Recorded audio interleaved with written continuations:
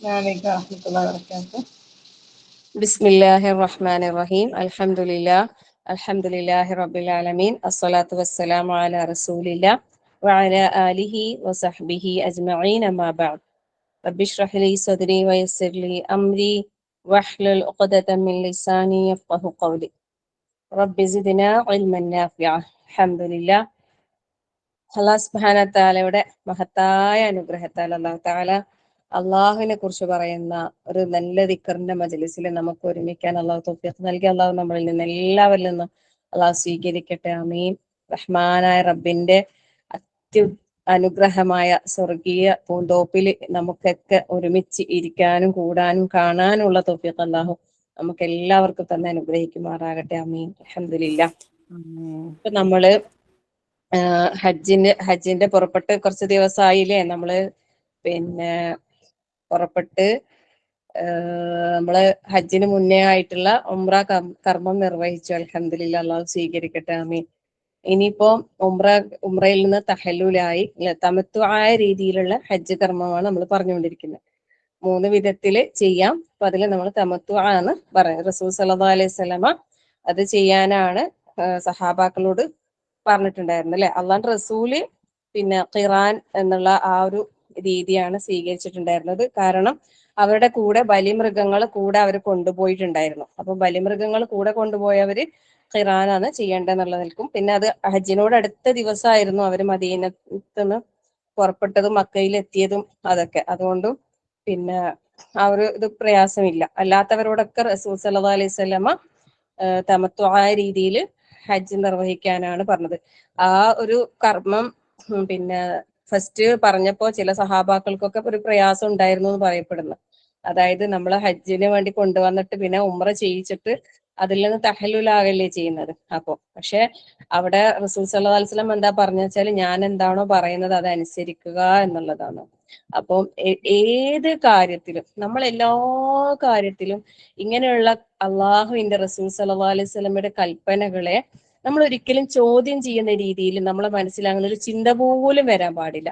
അതെപ്പോഴും നമ്മൾ ശ്രദ്ധിക്കണം കേട്ടോ. ഇപ്പൊ ഓരോ കർമ്മം അതെന്താ അങ്ങനെ അതെന്തിനാ അങ്ങനെ ചെയ്യുന്നത് അല്ലെ. ഈ തവാഫ് കഅബന്റെ ചുറ്റും 7 പ്രാവശ്യം എന്തിനാ, പിന്നെ മറ്റേ സഫാ മർവക്കിടയിൽ എങ്ങനെ എന്തിനാ ഓടുന്നത്, ഇങ്ങനെ ഓരോ ചില ആൾക്കാർക്ക് ഇങ്ങനെ ചില വെറുതെ ഇങ്ങനെ ഓരോ ചോദ്യങ്ങളുണ്ട്. ശരിക്കും പറഞ്ഞാല് നമ്മൾ ഇങ്ങനത്തെ ദീനിപരമായ കാര്യങ്ങളിൽ ഒരിക്കലും അതെന്താ അങ്ങനെ എന്നൊരു ചോദ്യം ചെയ്യാൻ പാടില്ല. സംശയങ്ങൾ ചോദിക്കുക, പ്രശ്നമില്ല. പക്ഷെ അള്ളാഹുവിന്റെ റസൂൽ സല്ലല്ലാഹു അലൈഹി വസല്ലമ നമ്മളോട് അങ്ങനെ പറഞ്ഞിട്ടുണ്ടെങ്കിൽ അങ്ങനെ നമ്മൾ ചെയ്യണം. അതിൽ എന്തെങ്കിലുമൊക്കെ ചിലതിലൊക്കെ കാര്യങ്ങൾ നമുക്ക് അറിയിച്ചു തന്നിട്ടുണ്ടാകും, ചിലത് നമുക്ക് അറിയൂല. അപ്പൊ അതങ്ങനെയാ അള്ളാഹിന്റെ റസൂൽ പറഞ്ഞത്, അതുകൊണ്ട് അതുപോലെ ചെയ്യാം. അപ്പൊ അത് നമ്മളെ ജീവിതത്തിലെ എല്ലാ മേഖലയിലും അത് ഉണ്ടാവണം. എല്ലാ മേഖലയിലും അനുസരണം എന്നുള്ള അള്ളാഹുവിനെ അനുസരിക്കുക, അള്ളാഹിന്റെ റസൂലിനെ അനുസരിക്കുക എന്നുള്ള ആ ഒരു തീരുമാനം നമ്മളെ ഭാഗത്തു നിന്ന് ഉണ്ടാകുമ്പോഴാണ് നമ്മളെ എല്ലാ കർമ്മങ്ങളും പെർഫെക്റ്റ് ആകുന്നത്. നമ്മളെ ഇഷ്ടത്തിനനുസരിച്ച് നമുക്ക് തോന്നുന്ന പോലെ അങ്ങനെ ചെയ്യാന്നുള്ള ആ ഒരു രീതിയല്ല എല്ലാ കാര്യങ്ങളും അങ്ങനെ. ശരിക്കും ഹജ്ജിന്റെ ഓരോ കാര്യങ്ങൾ ചിന്തിക്കുമ്പോൾ സുബ്ഹാനല്ലാഹ്, നമ്മൾ ശരിയായ രീതിയിലുള്ള ഒരു അനുസരണം, നമ്മൾ പൂർണ്ണമായൊരു മുസ്ലിം ആകെ ചെയ്യുന്നത് അല്ലെ. നമ്മളെ ഒരു മുസ്ലിം ആക്കി, നല്ലൊരു മുഅ്മിനാക്കി, നല്ലൊരു മുത്തഖിയാക്കിയിട്ട് നമ്മളെ കൊണ്ടുവരിക ചെയ്യുന്നത്. ഇപ്പം എന്ത് കർമ്മങ്ങളും ശരിക്കും ഞാനിപ്പോ പറയുന്നതാവട്ടെ, നിങ്ങൾ കേൾക്കുന്നതാവട്ടെ, എന്ത് കാര്യത്തിനും നമുക്ക് അതിന്റെ ശരിയായ ആസ്വാദനം നമുക്ക് കിട്ടണമെങ്കിലേ നമ്മളിൽ തഖ്വ ഉണ്ടാകണം എന്നാ പറയുന്നത് അല്ലെ. തഖ്വ നമ്മൾ ആർജിച്ചെടുക്കണം. എങ്കിൽ മാത്രമേ പറയുന്ന എനിക്കും കേൾക്കുന്ന നിങ്ങൾക്കും ഒക്കെ അത് ശരിയായ രീതിയിൽ ഹൃദയം കൊണ്ട് ഉൾക്കൊള്ളാൻ സാധിക്കും അല്ലെ. നമ്മള് സൂറത്തുൽ ബഖറയുടെ തുടക്കത്തിൽ തന്നെ അല്ലാഹു തആല പറയുന്നില്ല, ദാലിക്കൽ കിതാബു ലാ റൈബ ഫീഹി ഹുദൽ ലിൽ മുത്തഖീൻ അല്ലെ. അത് മുത്തഖീങ്ങൾക്കാണ് എന്ത് ഹുദ.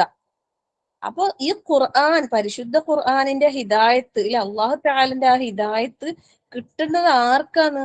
മുത്തഖീങ്ങൾക്കാണ്. അപ്പൊ നമ്മൾ ആ മുത്തഖീങ്ങളിൽ ഉൾപ്പെടാൻ പരിശ്രമിക്കുക. അതിനാണ് നമ്മൾ ഇങ്ങനെ ഇറങ്ങി പുറപ്പെട്ടിട്ടുള്ളത് അല്ലെ. അള്ളാഹു തആല നമ്മളിൽ നിന്ന് സ്വീകരിക്കട്ടെ. ആമീൻ.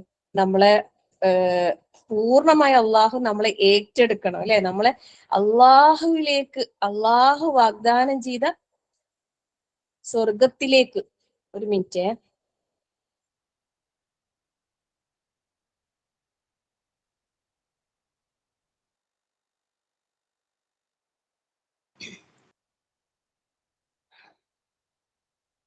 അപ്പോൾ ആ ഒരു കാര്യത്തിലേക്ക് നമ്മൾ പിന്നെ ചിന്ത കൊണ്ടുവരണം. പിന്നെ മറ്റൊരു കാര്യം എനിക്ക് പറയാനുള്ളത്, ഹജ്ജ് കർമ്മം എന്നുള്ളത് നമ്മൾ പൂർണ്ണമായും എല്ലാം ത്യജിക്കാൻ അല്ലെ, എല്ലാ ത്യാഗങ്ങളും സഹിക്കാനും ക്ഷമിക്കാനും ഒക്കെ നല്ലൊരു തയ്യാറെടുപ്പ് എന്തായാലും ഉണ്ടാകണം.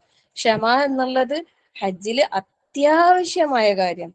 അത്യാവശ്യം എന്ന് പറഞ്ഞാൽ വളരെ വളരെ വളരെ അത്യാവശ്യം. എല്ലാ നിലക്കും നമ്മള് നല്ല അല്ലെ, ശരിക്കും നമ്മള് ഉംറയുടെ അവസാനം നമ്മൾ പറഞ്ഞിട്ടുണ്ടായിരുന്നു, അവിടെ ഇബ്രാഹിം നബി അലൈഹി സ്വലാമിന്റെയും ഇസ്മായിൽ അലൈഹി സ്വലാമിന്റെയും ഹജറ ബീവിയുടെയും ഒക്കെ ത്യാഗത്തിന്റെ ഓർമ്മകൾ അല്ലെ, അവരുടെ ആ സമർപ്പണത്തിന്റെ ആ കാര്യങ്ങളൊക്കെ നമ്മൾ പറഞ്ഞിട്ടുണ്ടായിരുന്നു. അപ്പോൾ തുടർന്ന് ഇനി അങ്ങോട്ട് എല്ലാം ത്യാഗങ്ങളാണ്, സമർപ്പണം, അള്ളാഹുവിലേക്കുള്ള നമ്മളുടെ പരിപൂർണമായ സമർപ്പണം. അത് നമ്മളില് പൂർണ്ണമായി നമ്മളെ മാനസികമായിട്ട് ആ ഒരു കാര്യത്തിന് നല്ലൊരു തയ്യാറെടുപ്പ് നമ്മളെ മനസ്സിൽ ഉണ്ടാവണം. എന്നിട്ടാണ് നമ്മൾ തുടങ്ങേണ്ടത് അല്ലെ. അപ്പം ഹജ്ജിന്റെ ഉംറയിൽ നിന്ന് തഹല്ലുലായി പിന്നെ കുറച്ച് ദിവസം നമുക്കിനി ഹജ്ജിന്റെ ശരിക്കും പറഞ്ഞാൽ ഹജ്ജിന്റെ കർമ്മങ്ങൾ നമ്മൾ 40 ദിവസം 30 ദിവസത്തൊക്കെ നാട്ടിൽ നിന്ന് ആൾക്കാർ ഹജ്ജിനെന്ന് പറഞ്ഞ് പോകൂലേ. ശരിക്കും പറഞ്ഞാൽ എത്ര ദിവസം, ആകെ കുറഞ്ഞ ദിവസങ്ങളെ കർമ്മങ്ങളുള്ളൂ. ദുൽഹജ്ജ് 8-ന് തുടങ്ങിയില്ലേ, 13 ആകുമ്പോഴേക്കും സ്റ്റോപ്പ് ആകുന്ന വളരെ കുറഞ്ഞ ദിവസങ്ങളേ ഉള്ളൂ. പക്ഷെ അതിലേക്ക് നമ്മളെ ഒന്ന് പ്രിപ്പയർ ആക്കലാണ് അല്ലെ, നമ്മളൊരു തയ്യാറെടുപ്പ് നടത്തലാണ്.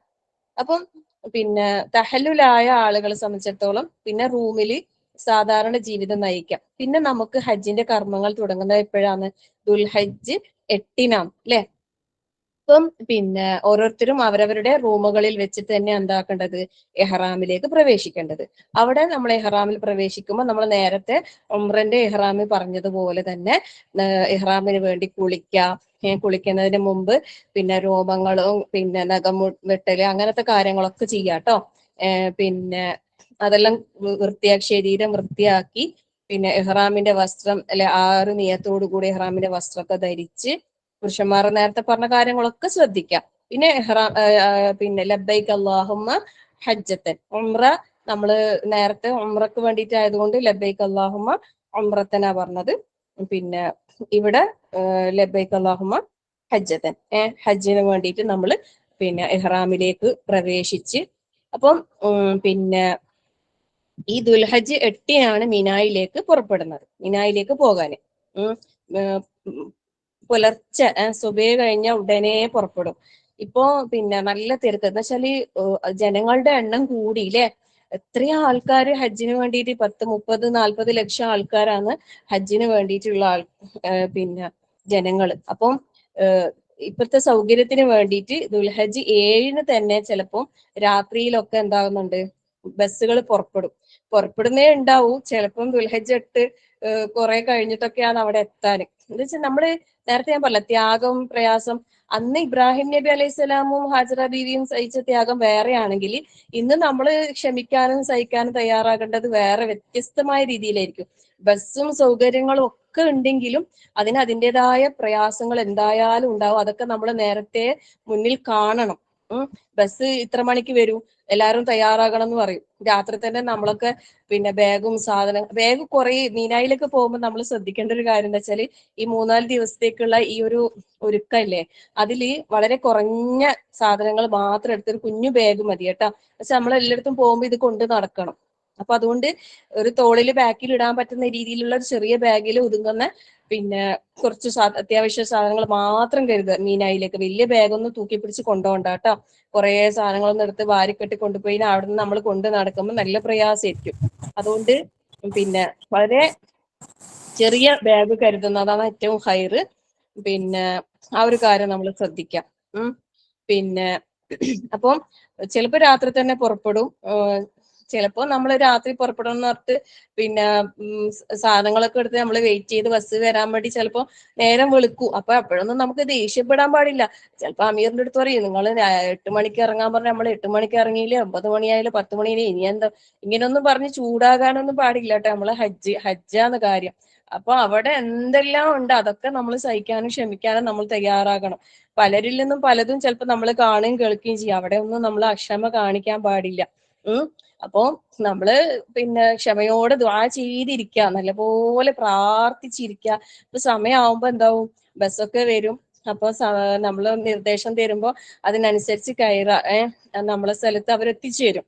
പിന്നെ നടന്നു പോകുന്നവർക്ക് അതിന് സൗകര്യം ഉണ്ട് കേട്ടോ. പിന്നെ അതിനുള്ള ടനലാണ്.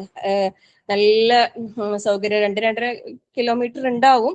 അങ്ങനെ നടന്നിട്ടൊക്കെ പോവാൻ സൗകര്യവും നല്ല ആരോഗ്യമൊക്കെ ഉള്ളവരുണ്ടെങ്കിൽ, അതിനൊക്കെ അറിയുന്ന ആളാണെങ്കിൽ അങ്ങനെ പോകുന്നതായിരിക്കും കൂടുതൽ നല്ലത്. കാരണം നടന്നു പോയതിനേക്കാളും കൂടുതൽ സമയം ചിലപ്പോൾ നമ്മൾ ഈ ബസ്സിൽ ഒരു അങ്ങനെ സ്പീഡിലൊന്നും അങ്ങനെ ചിലപ്പോൾ പോകില്ല. കാരണം അത്രയും ആൾക്കാരില്ലേ, 48 പിന്നെ വഴികളാകാനുണ്ട് എന്നാ പറയുന്നത് അങ്ങോട്ടേക്ക്.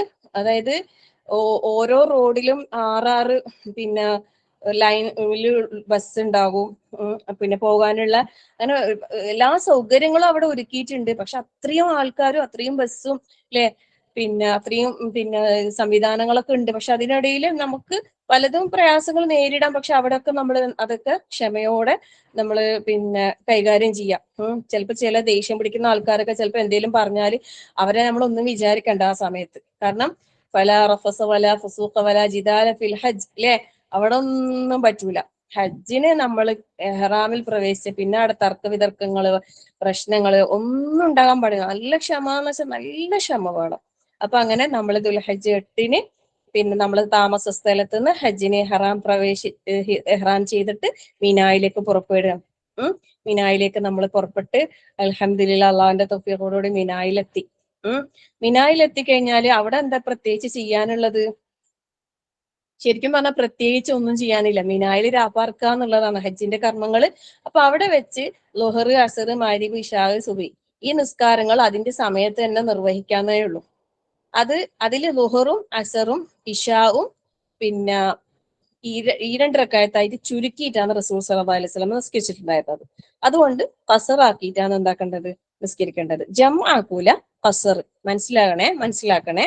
ളുഹർ 4 റക്അത്തുള്ള നിസ്കാരം 2 റക്അത്തായിട്ട് ചുരുക്കി നിസ്കരിക്കും. സുബഹി 2 റക്അത്ത് തന്നെ, മഗ്‌രിബ് 3 തന്നെ. മഗ്‌രിബ് നമ്മൾ ഖസറാക്കൂലല്ലോ. അപ്പൊ അതുകൊണ്ട് പിന്നെ ളുഹറും അസറും ഇശാവും അതിന്റെ സമയത്ത്, അതിന്റെ എല്ലാ നിസ്കാരം അതിന്റെ സമയത്ത് നിസ്കരിക്കുക. ശരിക്കും പറഞ്ഞാല് റവാത്തിബ് സുന്നത്തുകൾ പോലും റസൂൽ സല്ലല്ലാഹു അലൈഹി വസല്ലമ അവിടെ വെച്ച് നിർവഹിച്ചിട്ടുണ്ടായിരുന്നില്ല. അപ്പൊ അതുകൊണ്ട് തന്നെ നമുക്കും എന്താണ് പിന്നെ അതിന്റെ ആവശ്യമില്ല. അപ്പം പിന്നെ നേരത്തെ പറഞ്ഞ പോലെ നമ്മള് എഹ്റാമിൽ പ്രവേശിക്കുന്നതോടുകൂടി അവിടെ നമ്മൾ ചെയ്യേണ്ടത് എന്താണ്? തൽബിയത്താണ് അല്ലെ. തൽബിയത്ത്, ലബ്ബൈക അല്ലാഹുമ്മ ഹജ്ജൻ എന്ന് പറഞ്ഞ് നമ്മള് എഹ്റാമിൽ പ്രവേശിച്ചു കഴിഞ്ഞാൽ പിന്നെ നമ്മൾ നാവിലൂടെ വരേണ്ടത് എന്താ? ലബ്ബൈക അല്ലാഹുമ്മ ലബ്ബൈക ലബ്ബൈക ലാ ശരീക ലക ലബ്ബൈക ഇന്നൽ ഹംദ വന്നിഅമത ലക വൽ മുൽക് ലാ ശരീക ലക. ഇതന്നെ ഇങ്ങനെ പറഞ്ഞുകൊണ്ടേയിരിക്കാം. അവിടെ എത്തി അവിടെ നിന്നും എല്ലാം നമുക്കിങ്ങനെ ഈ തൽബിയത്ത് ചൊല്ലിക്കൊണ്ടേയിരിക്കാം. ഉച്ചന്റെ പിന്നെ മുമ്പായിട്ട് മിനായിൽ എത്തണം എന്നാണ്. അതൊക്കെ അവിടെ എത്തും ഇൻഷാ അല്ലാഹ്. പിന്നെ അപ്പൊ നബി സല്ലല്ലാഹു അലൈഹി വസല്ലമ എപ്രകാരമാണോ ഹജ്ജിന്റെ കർമ്മങ്ങൾ നിർവഹിച്ചത് ആ രീതിയിൽ, സുന്നത്തായ രീതിയിൽ തന്നെ എല്ലാ കാര്യങ്ങളും ചെയ്യുന്നതാണ് അതിൻ്റെതായ ശ്രേഷ്ഠത.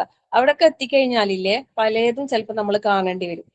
പല വിഭാഗത്തിലെ ആൾക്കാർ, പല വിശ്വാസം കൊണ്ട് നടക്കുന്ന ആൾക്കാർ, പലതരത്തിൽ പലതും.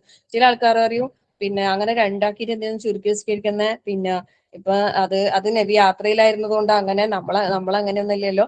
നമുക്ക് പിന്നെ 4 നിസ്കരിക്കുക, ഇത്ര കുറെ സമയവും സൗകര്യം ഉണ്ടായിട്ട് എന്തിനാ 2 4 നിസ്കരിക്കുക, ഇങ്ങനൊക്കെ പറയും. ഇങ്ങനെ പറഞ്ഞിട്ട് അങ്ങനെ ചെയ്യുന്നവരുണ്ട്.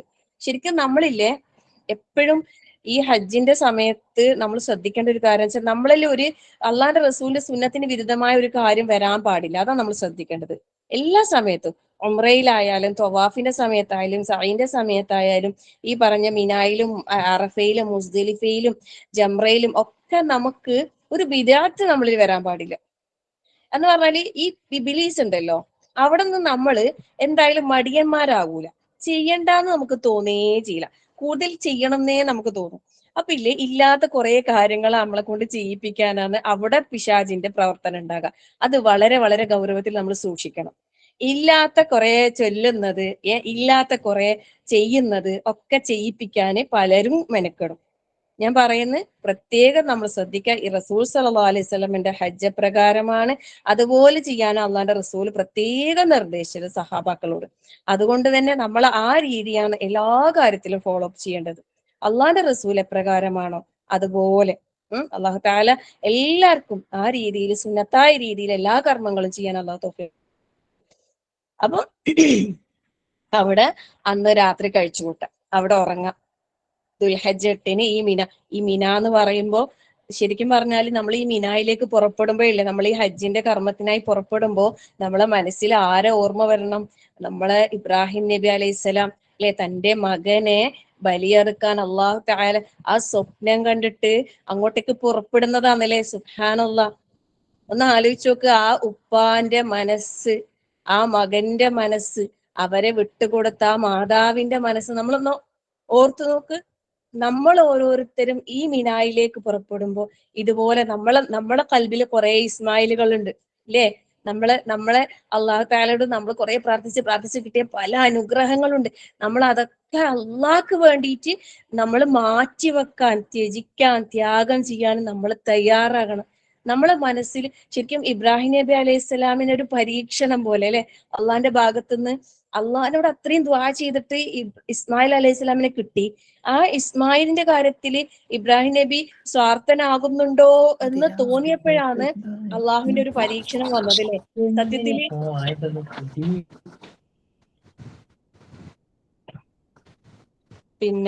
പക്ഷെ ഒരിക്കലും ഇബ്രാഹിം നബി അലൈഹി സ്വലാം എന്തായിട്ടില്ല, ആ ഒരു പരീക്ഷണത്തില് തോറ്റുപോയിട്ടില്ല അല്ലെ.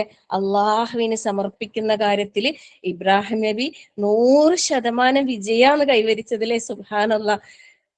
ശരിക്കും നമ്മൾ ഓരോരുത്തരും ആ ഒരു ചിത്രം നമ്മളെ മനസ്സിലേക്ക് വരുമ്പോ അല്ലെ, ഇബ്രാഹിം നബി അലൈഹി സ്വലാമിന് മക്കളില്ലാണ്ട് പ്രയാസപ്പെട്ട് ദ്വാ ചെയ്ത് അത്രയും ഇതായിട്ടാണ് ഒരു മോനെ കിട്ടുന്നത് അല്ലെ. ആ കുട്ടി വളർന്ന് വലുതായപ്പോഴാണ് അതിനിങ്ങനെ ആ ഒരു സമയത്താണ് അള്ളാന്റെ കൽപ്പന വരുന്നത്. ശരിക്കും അവിടെ അള്ളാഹ് എന്താണോ കൽപ്പിച്ചത് അത് ചെയ്യാം.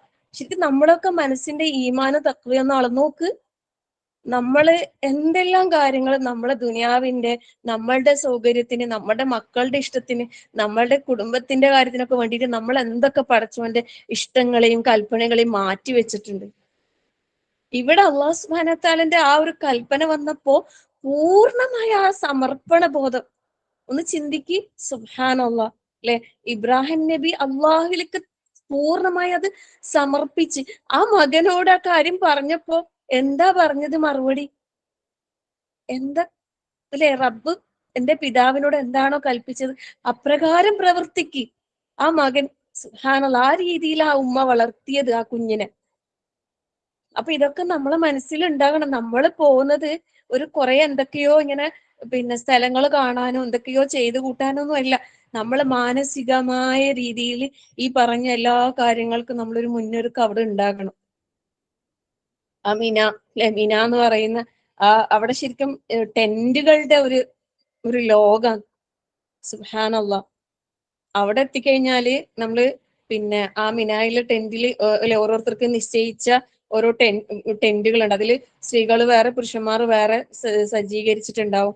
നല്ല എന്താ പറയാ, കൂളിംഗ് AC-യും ഒക്കെ സൗകര്യമുള്ള ടെന്റുകളായിരിക്കും. പക്ഷെ നമ്മൾ വിചാരിച്ചത്ര ഭയങ്കര സൗകര്യങ്ങളൊന്നും എന്തായാലും ഉണ്ടാവൂല. എല്ലാരും വളരെ അടുപ്പിച്ച് ഇപ്പൊ കൂടുതൽ വിപുലീകരിച്ചെന്നൊക്കെ പറയുന്നു. എന്നാലും അത് എല്ലാവർക്കൊന്നും ചിലപ്പോൾ കിട്ടുന്നൊന്നുമില്ല ആ രീതിയിലുള്ള സൗകര്യങ്ങള്. ഇപ്പൊ ഗവൺമെന്റിൽ പോകുന്നവർക്ക് എല്ലാം കുറച്ച് എന്തായാലും അതിൻ്റെതായ പ്രയാസങ്ങൾ അവിടെ ഉണ്ടാവും. പക്ഷെ അതൊന്നും നമുക്കൊരു പ്രയാസമായിട്ട് തോന്നരുത്. ഇതെന്താ ഇത്രയും പൈസ ഒക്കെ ചെലവാക്കിയിട്ട് വന്നിട്ട് ഇവിടെ ഇങ്ങനെ എന്നൊന്നും നമ്മൾ ഒരിക്കലും ചിന്തിച്ചു പോകരുത്. അതുപോലെ അവിടെ നമ്മൾ ഈ മിനായിൽ നമുക്ക് ധാരാളമായി അള്ളാഹുവിനെ ദിക്ർ ചെയ്യുക, തക്ബീറും തഹ്ലീലും ഒക്കെ അധികരിപ്പിക്കുക, ദുആ ചെയ്യുക. അവിടെ ഇരിക്കുന്ന സമയത്ത് അള്ളാഹിനെ കുറിച്ച് ഇങ്ങനെ ഓർമ്മിക്കുക. നമ്മൾ എപ്പോഴും ഏത് സമയത്തും അള്ളാഹുവിനെ കുറിച്ച് നല്ല സൽവിചാരത്തോടെ ഇരിക്കുന്നത് അത് ഏറ്റവും നല്ലൊരു ഇബാദത്താണെന്നാ പറയുന്നത്. അള്ളാഹിനെ കുറിച്ച് നമ്മളിങ്ങനെ നമുക്ക് അള്ളാഹു തആല നൽകിയ അനുഗ്രഹങ്ങളും അതിനെക്കുറിച്ച് ഓർത്ത് അള്ളാഹ്ക്ക് ശുക്ർ പറഞ്ഞ് അള്ളാഹിനെ സ്തുതിച്ച് അള്ളാഹിനെ പുകഴ്ത്തി അങ്ങനെ ഇരിക്കുമ്പോൾ അത് ഏറ്റവും നല്ല ഇബാദത്താണ്. ഏറ്റവും നല്ല ഇബാദത്താക്കി നമുക്ക് നമ്മളെ സമയങ്ങളെ മാറ്റാൻ കഴിയും. അള്ളാഹിനെ കുറിച്ച് നമ്മൾ നല്ലത് മാത്രം വിചാരിക്കാം, നല്ല ചിന്തകൾ ഉണ്ടാക്കിയെടുക്കാം. അങ്ങനെ ആകുമ്പോൾ അതൊക്കെ നമുക്ക് ഇബാദത്തായിട്ട് മാറും.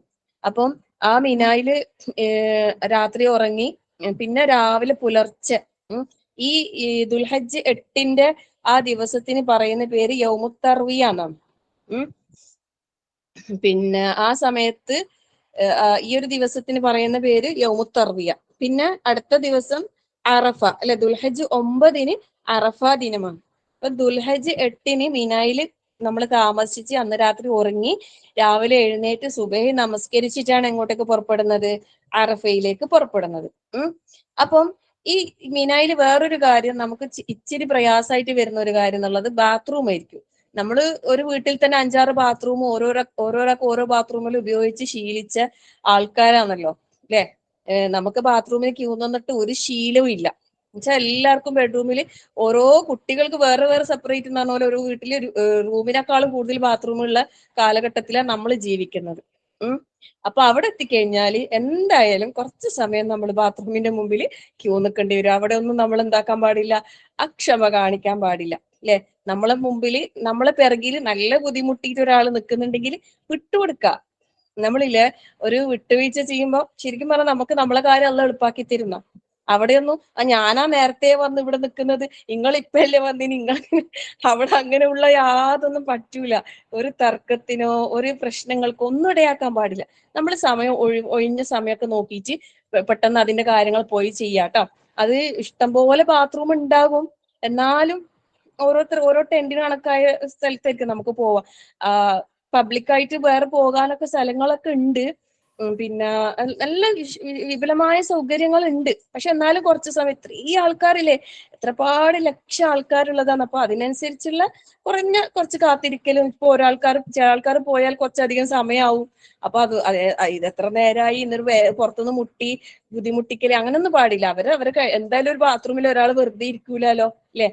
ആവശ്യം കഴിഞ്ഞാൽ അവിടെ വെറുതെ എന്തായാലും ഇരിക്കൂല ബാത്റൂമിൽ. അപ്പൊ അവരിറങ്ങുന്നവരെ ക്ഷമയോടെ പുറത്ത് കാത്തു നിൽക്കുക, അതൊക്കെ നമ്മൾ കാണിക്കേണ്ടതാണ് കേട്ടോ.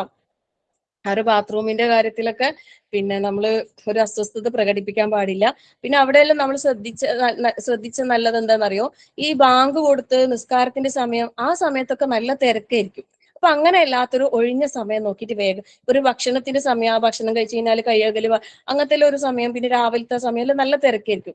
അപ്പൊ രാവിലെ തിരക്ക്, സുബഹിന്റെ സമയത്തൊക്കെ നല്ല തിരക്കുണ്ടാകുമ്പോൾ നമ്മൾ കുറച്ച് നേരത്തെ എഴുന്നേറ്റ് നമ്മളെ കർമ്മങ്ങളൊക്കെ പെട്ടെന്ന് പോയി ചെയ്ത് വന്ന അത് നല്ലതാ. അപ്പൊ ളുഹുർ അപ്പൊ ഉച്ചന്റെ കുറച്ച് മുമ്പായിട്ട് എന്താക്കാം, നമ്മളെ ബാത്റൂമിൽ പോക്കും പിന്നെ കുളിയും മറ്റു കാര്യങ്ങളൊക്കെ ചെയ്തിട്ട് പെട്ടെന്ന് അങ്ങനെ ഓരോ ഒഴിവ് നോക്കിയിട്ട് അതൊക്കെ കൈകാര്യം ചെയ്താൽ നമുക്ക് അതെല്ലാം ഭയങ്കര ഈസി ആയിരിക്കും. നമ്മളെ മനസ്സിലെല്ലാം ബുദ്ധിമുട്ട് എന്ന് വിചാരിക്കുമ്പോഴാണ് എല്ലാം ബുദ്ധിമുട്ടാകുന്നത്. അല്ലാതെ നമ്മള് പിന്നെ അതൊക്കെ ഈസി ആയിട്ട് നമ്മൾ വിചാരിച്ചാൽ അതെല്ലാം അല്ലാഹു തആല നമുക്ക് ഈസി ആക്കി തരും. അപ്പൊ ആ ബാത്റൂമിന്റെ വിഷയത്തിലൊന്നും ആരും പ്രയാസപ്പെടരുത്. അതൊക്കെ മനസ്സിൽ നേരത്തെ കണക്ക് കൂട്ടിയിട്ട് തന്നെ പോകാം. അപ്പൊ അവിടെ എത്തുമ്പോൾ നമുക്ക് അതൊക്കെ ഇത്രയേ ഉള്ളൂ എന്ന് വിചാരിക്കും. ഓക്കെ, അള്ളാഹു എല്ലാവർക്കും എളുപ്പം നൽകട്ടെ, ആർക്കും ഒരു ബുദ്ധിമുട്ടൊന്നും ഇല്ലാതിരിക്കട്ടെ. അപ്പം പിന്നെ നമ്മള് ഇവിടെയൊക്കെ ഇതിനിടയിലൊക്കെ നമുക്ക് തൽബിയത്ത് ചൊല്ലിക്കൊണ്ടേയിരിക്കാം കേട്ടോ. അങ്ങനെ നമ്മൾ അറഫാ ദിനത്തിലേക്ക് പോകും. പിന്നെ അറഫാ ദിനത്തിന്റെ ചില ആൾക്കാര് രാത്രി തന്നെ പുറപ്പെടുന്ന ഒരു ഇതുണ്ട്. അതായത് രാവിലെ തിരക്ക് വരുന്നത് കൊണ്ട് ചില ഗ്രൂപ്പുകാർ രാത്രി തന്നെ പുറപ്പെടും. പക്ഷെ ഏറ്റവും സുന്നത്തായ രീതി എന്ന് പറയുന്നത് സുബഹി നമസ്കരിച്ച് പുറപ്പെടുക എന്നുള്ളതാണ്. പിന്നെ നമ്മൾ പോയ സമയത്ത് നമ്മളുടെ അപ്പുറത്തിപ്പുറത്തേക്കുള്ള ടെന്റിലെ ആൾക്കാരൊക്കെ ഈ പറഞ്ഞ രീതിയിൽ രാത്രി തന്നെ പുറപ്പെട്ടിട്ടുണ്ടായിരുന്നേ. നമ്മളോട് ചോദിച്ചു എങ്ങനെ വേണം, നമ്മൾ പറഞ്ഞു നമുക്ക് സുന്നത്തായ രീതിയിൽ തന്നെ മതി, ആ രീതിയിലാണ് ഇവര് എല്ലാം കാര്യം ചെയ്യാറുള്ളത്, അപ്പൊ അങ്ങനെ മതി എന്നിട്ട് നമ്മൾ സുബഹിയൊക്കെ നിസ്കരിച്ച് സമാധാനത്തിലാ പുറപ്പെട്ടത്. സത്യത്തിൽ സുബ്ഹാനല്ലാഹ് ഒരു ബുദ്ധിമുട്ടും ഇല്ലാതെ നല്ല പെട്ടെന്ന്, ശരിക്കും പറഞ്ഞാൽ അത്ര കുറെ ദൂരമൊന്നുമില്ല, പക്ഷെ നല്ല തിരക്കുണ്ടായത് കൊണ്ട് തന്നെ നമ്മൾ ചിലപ്പോ എത്താനൊക്കെ വൈകും. ബസ്സിൽ ഇങ്ങനെ കുറേ നേരം ചിലപ്പോൾ ഇരിക്കേണ്ടി വരും, ചിലപ്പോൾ നമുക്ക് ഭക്ഷണം പോലും കിട്ടൂല, അങ്ങനൊക്കെ ബുദ്ധിമുട്ടുകൾ ചിലപ്പോൾ ഉണ്ടായേക്കാം. അതൊക്കെ നമ്മൾ അക്സെപ്റ്റ് ചെയ്തിട്ട് തന്നെ മുൻകരുതലുകളൊക്കെ എടുത്തിട്ട് തന്നെ ഒരു ആപ്പിളോ അങ്ങനെ ഓറഞ്ച് അങ്ങനെ എന്തെങ്കിലുമൊക്കെ ബാഗിൽ കരുതിയാൽ നല്ലതായിരിക്കും. ചിലപ്പോ ഇഷ്ടം പോലെ ഭക്ഷണം കിട്ടും, ചിലപ്പോൾ കിട്ടാതെയോ ആവാം, എല്ലാ സാഹചര്യങ്ങളും ഉണ്ടാകാം. നമ്മള് പിന്നെ ശ്രദ്ധിക്കേണ്ട കാര്യം, നേരത്തെ തുടക്കത്തിൽ നമ്മള് വീട്ടിൽ നിന്ന് ഇറങ്ങി വാഹനത്തിൽ കയറി പ്രാർത്ഥനകളൊക്കെ പറഞ്ഞിട്ടുണ്ടായല്ലോ. ഇപ്പൊ ഓരോ സമയത്തും നമ്മൾ ബസ്സിൽ പിന്നെ കയറുമ്പോഴൊക്കെ ആ പ്രാർത്ഥനകളൊക്കെ ചൊല്ലാൻ മറക്കരുത് കേട്ടോ. വാഹനത്തിൽ കയറുമ്പോഴുള്ള പ്രാർത്ഥന ബിസ്മില്ല ചൊല്ലുക, അല്ലാഹു അക്ബർ പറയാ, അൽഹംദുലില്ലാ പറയാ, അതെല്ലാം പിന്നെ വാഹനത്തിലുള്ള പ്രാർത്ഥനയും മറ്റേ പ്രാർത്ഥനയും അതിന് ശേഷമുള്ളതും ഒക്കെ എന്താക്കുക, എല്ലാ വാഹനത്തിൽ കയറുമ്പോൾ ആ പ്രാർത്ഥനകളൊക്കെ ചൊല്ലാൻ എല്ലാം. കാരണം വെച്ചാൽ അള്ളാഹ് നമുക്ക് എല്ലാം എളുപ്പാക്കി തരും. അത് നമ്മള് അതൊക്കെ ഓർത്ത് നല്ലപോലെ ദുആ ചെയ്തിട്ട് എല്ലാം പിന്നെ ചെയ്യാൻ വേണ്ടിയിട്ട് പ്രത്യേകം ശ്രദ്ധിക്കാം. അങ്ങനെ ദുൽഹജ്ജ് 9 പിന്നെ നമ്മള് പുറപ്പെട്ട് അല്ലേ. പിന്നെ സുബഹ് നിസ്കാരം കഴിഞ്ഞാൽ സൂര്യോദയത്തോട് കൂടിയാണ് എന്താകുന്നത്, അറഫയിലേക്ക് പുറപ്പെടുന്നത്. അപ്പം അങ്ങനെ നമ്മള് ശരിക്കും പറഞ്ഞാല് അവിടെയൊക്കെ എന്താകണം, തൽബിയത്തും തക്ബീറും ചൊല്ലിക്കൊണ്ടേയിരിക്കണം എന്നാ പറയുന്നത്. തൽബിയത്തും തക്ബീറും ഇങ്ങനെ ചൊല്ലിക്കൊണ്ട് പിന്നെ ആ ഒരു ഇത് ശരിക്കും അറഫ ദിനം എന്ന് പറഞ്ഞാല് അത്രയും അനുഗ്രഹീതമായ ഒരു ദിവസമാണ് അല്ലെ. പുണ്യങ്ങൾ എന്താ വെച്ചാൽ നന്മയുടെ ആധിക്യത്താല് പിന്നെ ഖുർആനിൽ ആ ഒരു ദിവസം കൊണ്ട് തന്നെ സത്യം ചെയ്തിട്ട് പറയുന്നു. അള്ളാഹുവിന്റെ മലക്കുകളും പിന്നെ അള്ളാന്റെ കാരുണ്യവും പിന്നെ ഇറങ്ങുന്ന ഒരു ദിവസമാണ് അറഫ ദിവസം എന്ന് പറയുന്നത്. അറഫ ദിവസം പോലെ മറ്റൊരു ദിവസത്തിലും പിശാച് അത്രയും നിന്യനും നീചനായിട്ടും കാണപ്പെടുകയില്ല എന്ന് പറയുന്നത്. അത്രമാത്രം അനുഗ്രഹീതമായ ദിവസം. അപ്പം പിന്നെ നബി സല്ലല്ലാഹു അലൈഹി വസല്ലമ അറഫയിലേക്ക് എത്തിയ സമയത്ത് അവിടെ നെമിറ എന്ന് പറഞ്ഞിട്ടുണ്ട്, മസ്ജിദ് നെമിറ. അവിടെ ഇറങ്ങിയിട്ട് കുറച്ച് സമയം അവിടെ കഴിച്ചു കൂട്ടിയിട്ടാണ് ഈ പിന്നെ അറഫ മൈതാനത്തേക്ക് പോയത്. അങ്ങനെ ചെയ്യാൻ സാധിക്കുമെങ്കിൽ നല്ലതാണ്. പിന്നെ പക്ഷെ ഇപ്പോഴത്തെ സാഹചര്യത്തിൽ അതിനൊന്നും സാധിക്കും തോന്നില്ല. അവിടെയൊക്കെ തിങ്ങി നിറഞ്ഞിട്ടുണ്ട്. അപ്പം നമ്മൾക്ക് ഓരോരുത്തർക്കും അനുവദിച്ച ടെന്റുകൾ ഉണ്ടാവും അറഫയില്. പിന്നെ അറഫ മൈതാനം എന്ന് പറഞ്ഞിട്ട് നമ്മൾ പോകുമ്പോ നമ്മൾ പ്രതീക്ഷിക്കുന്ന വലിയൊരു മൈതാനം. പക്ഷെ അവിടെയും എന്താ പറയാ, സൗകര്യങ്ങൾക്ക് വേണ്ടിയിട്ട് ചെറിയ ചെറിയ ടെന്റുകൾ, ഓരോ ഗ്രൂപ്പുകൾക്ക് ഓരോ ടെന്റുകൾ സ്ഥാപിച്ചിട്ടുണ്ട് ഇപ്പൊ എല്ലാം കുറെ ആയിട്ട്. പിന്നെ അതുകൊണ്ട് പിന്നെ അവിടെ മിനായിലുള്ള പോലുള്ള ടെന്റുകളല്ല, ജസ്റ്റ് ഒരു പകലല്ലേ അവിടെ കഴിച്ചു കൂട്ടേണ്ടതുള്ളൂ. അപ്പൊ അതിനുള്ള സൗകര്യത്തോട് കൂടിയിട്ടുള്ള കുറച്ച് കൂളറും അങ്ങനൊക്കെ ആയിട്ട് നമുക്ക് അത്യാവശ്യം ഈ വെയിലിന്റെ ആ ഒരു ചൂട് പിന്നെ കുറയുന്ന രീതിയിലുള്ള ടെന്റുകൾ സംവിധാനിച്ചിട്ടുണ്ട്. അപ്പൊ ഓരോരുത്തർക്കും നിശ്ചയിച്ച ആ ടെന്റുകളിലേക്കാണ് നമ്മളെ കൊണ്ടുപോകാൻ വേണ്ടിയിട്ട് അവിടെ എത്താം. അപ്പം അവിടെ പിന്നെ നമ്മൾ ധാരാളം അവിടെ അറഫയില് വൈകുന്നേരം സൂര്യാസ്തമയം വരെയാണ് എന്താകേണ്ടത്, അറഫയിൽ കഴിച്ചു കൂട്ടേണ്ടത്. അവിടെയുള്ള സമയം ധാരാളമായി പ്രാർത്ഥന, തൽബിയത്ത് ചൊല്ല, പ്രാർത്ഥന, പശ്ചാത്താപം, ദിക്ർ, ഇതൊക്കെയാണ് നമ്മൾ എന്താക്കേണ്ടത്, ധാരാളമായി അധികരിപ്പിക്കേണ്ടത്. ലുഹറിന്റെ സമയമായാലും അവിടെ എന്താ ചെയ്യേണ്ടത്, ലുഹറിന്റെ സമയമായി കഴിഞ്ഞാല് ലുഹറും അസറും ജമ്മും കസറും ആക്കിയിട്ട് ലുഹറിന്റെ സമയത്ത് നിസ്കരിക്കലാണ്. ജമും കസറും ആക്കും. അതായത് ലുഹറിന്റെ കൂടെ അസർ ജമാക്കി കസറാക്കി ചുരുക്കി ഈ രണ്ട് റക്കായത്തുകളാക്കിയിട്ട് ലുഹറും അസറും നമസ്കരിക്കുകയും ചെയ്യുക അറഫയിൽ. പിന്നെ അവിടെ ധാരാളമായി പ്രാർത്ഥിക്കാന്നുള്ളത് തന്നെയാണ്.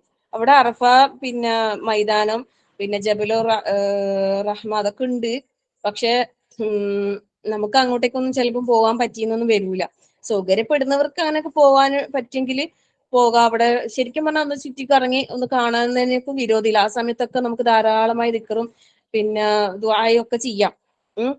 പിന്നെ ഒഴിഞ്ഞു മാറിയിരിക്കാത്ത ടെന്റിൽ തന്നെ ഇരിക്കണമെന്നൊന്നുമില്ല. നല്ല ചൂടായിരിക്കും, നല്ല വെയിലും നല്ല ചൂടൊക്കെ ആയിരിക്കും. പിന്നെ ശരിക്കും പറഞ്ഞാൽ ഈ അറഫ മൈതാനം എന്ന് പറയുന്നത് ഒരു മഹ്ശറയായിട്ടാണ് ആ ഒരു പ്രതീതിയാണ് നമുക്ക് ഉണ്ടാവേണ്ടതെന്ന് പറയുന്നത്. നമ്മളൊരു മഹ്ശറയിൽ നിൽക്കുന്ന ഒരു പ്രതീതി.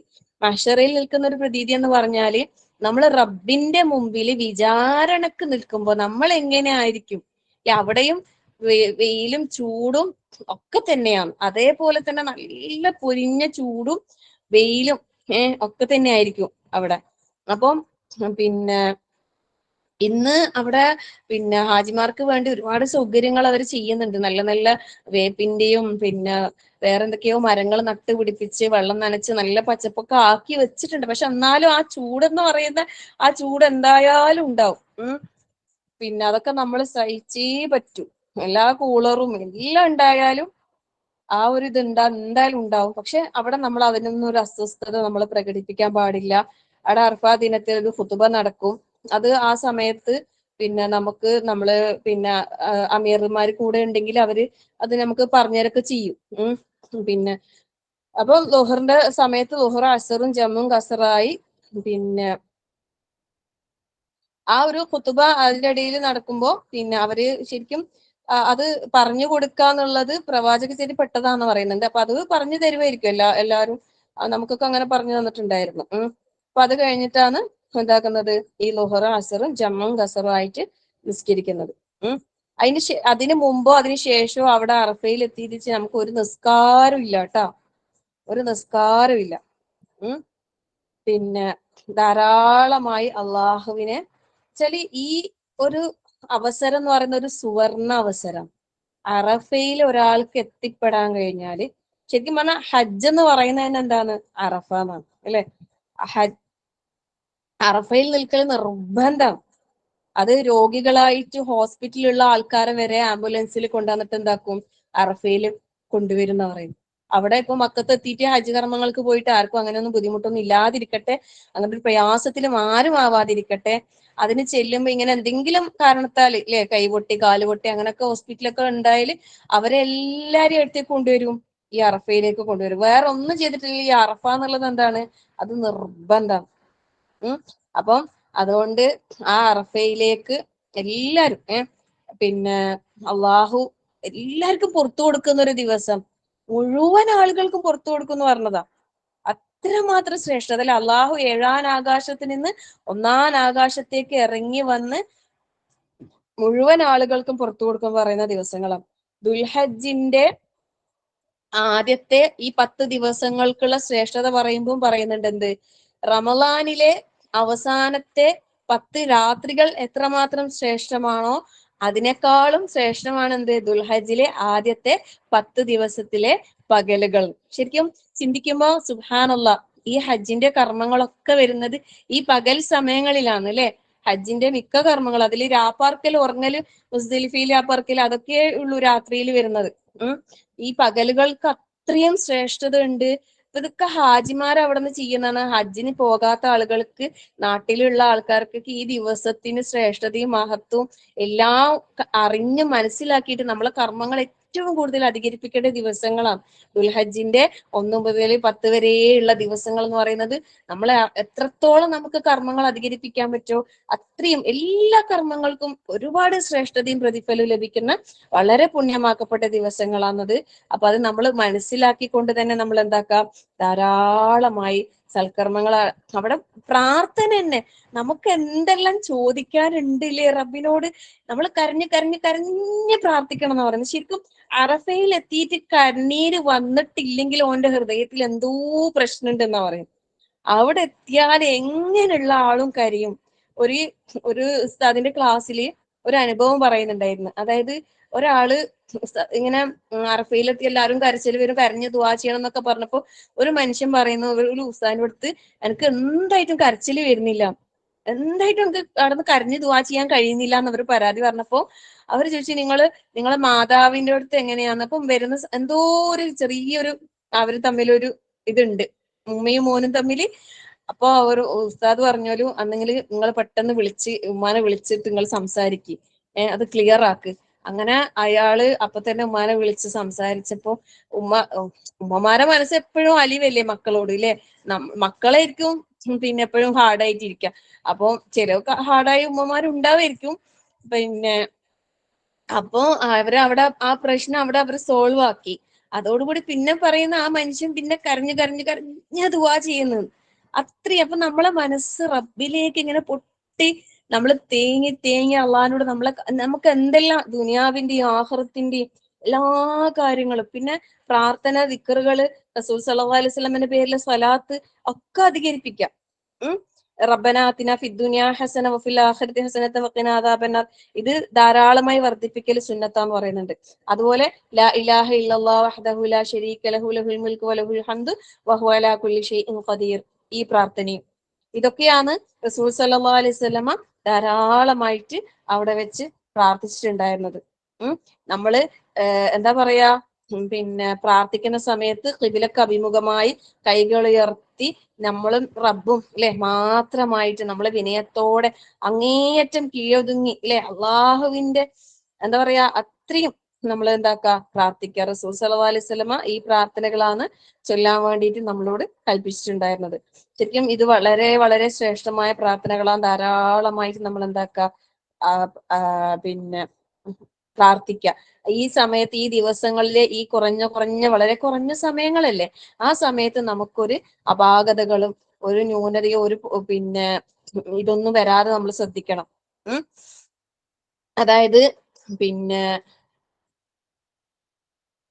അറഫ പിന്നെ മൈതാനത്തിന്റെ പരിധിക്ക് അപ്പുറത്തേക്ക് നമ്മൾ പോകാൻ പാടില്ല. അത് പ്രത്യേകം ശ്രദ്ധിക്കണം. അറഫ സംഗമത്തിന്റെ ദിവസത്തിൽ അറഫയിൽ തന്നെ നമ്മൾ കഴിഞ്ഞു കൂടണം എന്നുള്ളത് പ്രത്യേകം നമ്മൾ ശ്രദ്ധിക്കേണ്ട ഒരു കാര്യമാണ്. അതിന്റെ പുറത്തേക്ക് നമ്മൾ പോകാൻ പാടില്ല. പിന്നെ ചില ആൾക്കാർ ഇങ്ങനെ എന്തല്ലോ ഈ അന്ധവിശ്വാസങ്ങളെല്ലാം കൊണ്ട് നടക്കുന്ന ആൾക്കാരില്ലേ, അവിടെ വെച്ചിട്ടില്ലേ അങ്ങനത്തെ എന്തൊക്കെയോ പിന്നെ ഇതെല്ലാം മൗലൂദ് റാത്തീബ് അങ്ങനത്തെ എന്തെല്ലോ ചെയ്യുന്നുണ്ടാവും. റബ്ബേ അല്ലാഹു തആല പുറത്തു കൊടുക്കട്ടെ. നമ്മൾ പോയ സമയത്ത് ഇതുപോലെ വേറെ ടെന്റിന്നൊക്കെ ഇങ്ങനെ എന്തെല്ലോ അദ്ദാദും മറ്റേ റാത്തീബെല്ലാം കഴിക്കുന്ന. റബ്ബേ ഇതെന്താ അള്ളാഹു ഇല്ലെ. ശരിക്കും പറഞ്ഞാല് നമ്മൾ പോകുന്നത് എന്തിനു വേണ്ടിയിട്ടാണ്? സ്വർഗം കിട്ടാനാണ് അല്ലെ. സ്വർഗം എന്നുള്ളത് അല്ലാഹു തആല വാഗ്ദാനം ചെയ്തത് ആർക്കാന്ന്? നമ്മള് ലബ്ബൈക് അല്ലാഹുമ്മ ലബ്ബൈക് ലബ്ബൈക ലാ ശരീക ലക ലബ്ബൈക്. ആ തൽബിയത്തിൽ തന്നെ ആ വാക്കുണ്ടല്ലേ, ലബ്ബൈക്, നിന്റെ വിളിക്ക് ഉത്തരം നൽകി ഞങ്ങളിത് വന്ന റബ്ബേ. ലബ്ബൈക ലാ ശരീക ലക്, നിനക്കൊരു പങ്കുകാരുമില്ല അല്ലാഹുവേ അല്ലെ. ആ ശിർക്കില്ലാത്ത അള്ളാഹുൽ പങ്കു ചേർക്കാത്ത വിശ്വാസം നമ്മളെ ഹൃദയത്തിൽ ഉറപ്പിച്ചാൽ മാത്രമേ നമുക്ക് എന്ത് കിട്ടൂ? സ്വർഗം കിട്ടൂ. സ്വർഗത്തിന് കിട്ടാനുള്ള ഏറ്റവും ആദ്യത്തെ ഡിമാൻഡ് എന്ന് പറയുന്നത് നമ്മളിൽ ശിർക്ക് വരാതിരിക്കുക എന്നുള്ളതാണ്. അവിടെ പിന്നെ ഈ പറഞ്ഞ ഇങ്ങനത്തെ വേണ്ടാത്ത ഓരോന്ന് വിദഗ്ധായ ഓരോ കാര്യങ്ങൾ കടത്തി കൂട്ടിയിട്ട് ആൾക്കാരെ കൊണ്ട് ചെയ്യിപ്പിക്കുന്ന അള്ളാഹുവെ എല്ലാവർക്കും യഥാർത്ഥത്തിലുള്ള സത്യം മനസ്സിലാക്കി അത് ഉൾക്കൊണ്ട് അതിനനുസരിച്ച് പ്രവർത്തിക്കാനുള്ള തൗഫീഖ് നൽകി അനുഗ്രഹിക്കണേ റഹ്മാന്. ഞാനൊക്കെ അന്ന് അവിടുന്ന് കരഞ്ഞു പ്രാർത്ഥിച്ചു പോയി, റബ്ബേ എന്തായി നമ്മൾ കാണുമ്പോൾ വല്ലാത്ത സങ്കടം തോന്നും. ഇവിടെ വന്നിട്ട് അവിടെ എത്തിയിട്ട് ഈ അറഫ ഇതിലെത്തിയിട്ട് പോലും ഇങ്ങനത്തെ എന്തെല്ലോ ഓരോരോ മറ്റേ ഇവരെല്ലാം വിളിച്ച് ദുആ ചെയ്യുന്നുണ്ടാവും. റബ്ബേ അള്ളാഹു തആല പുറത്തു കൊടുക്കട്ടെ.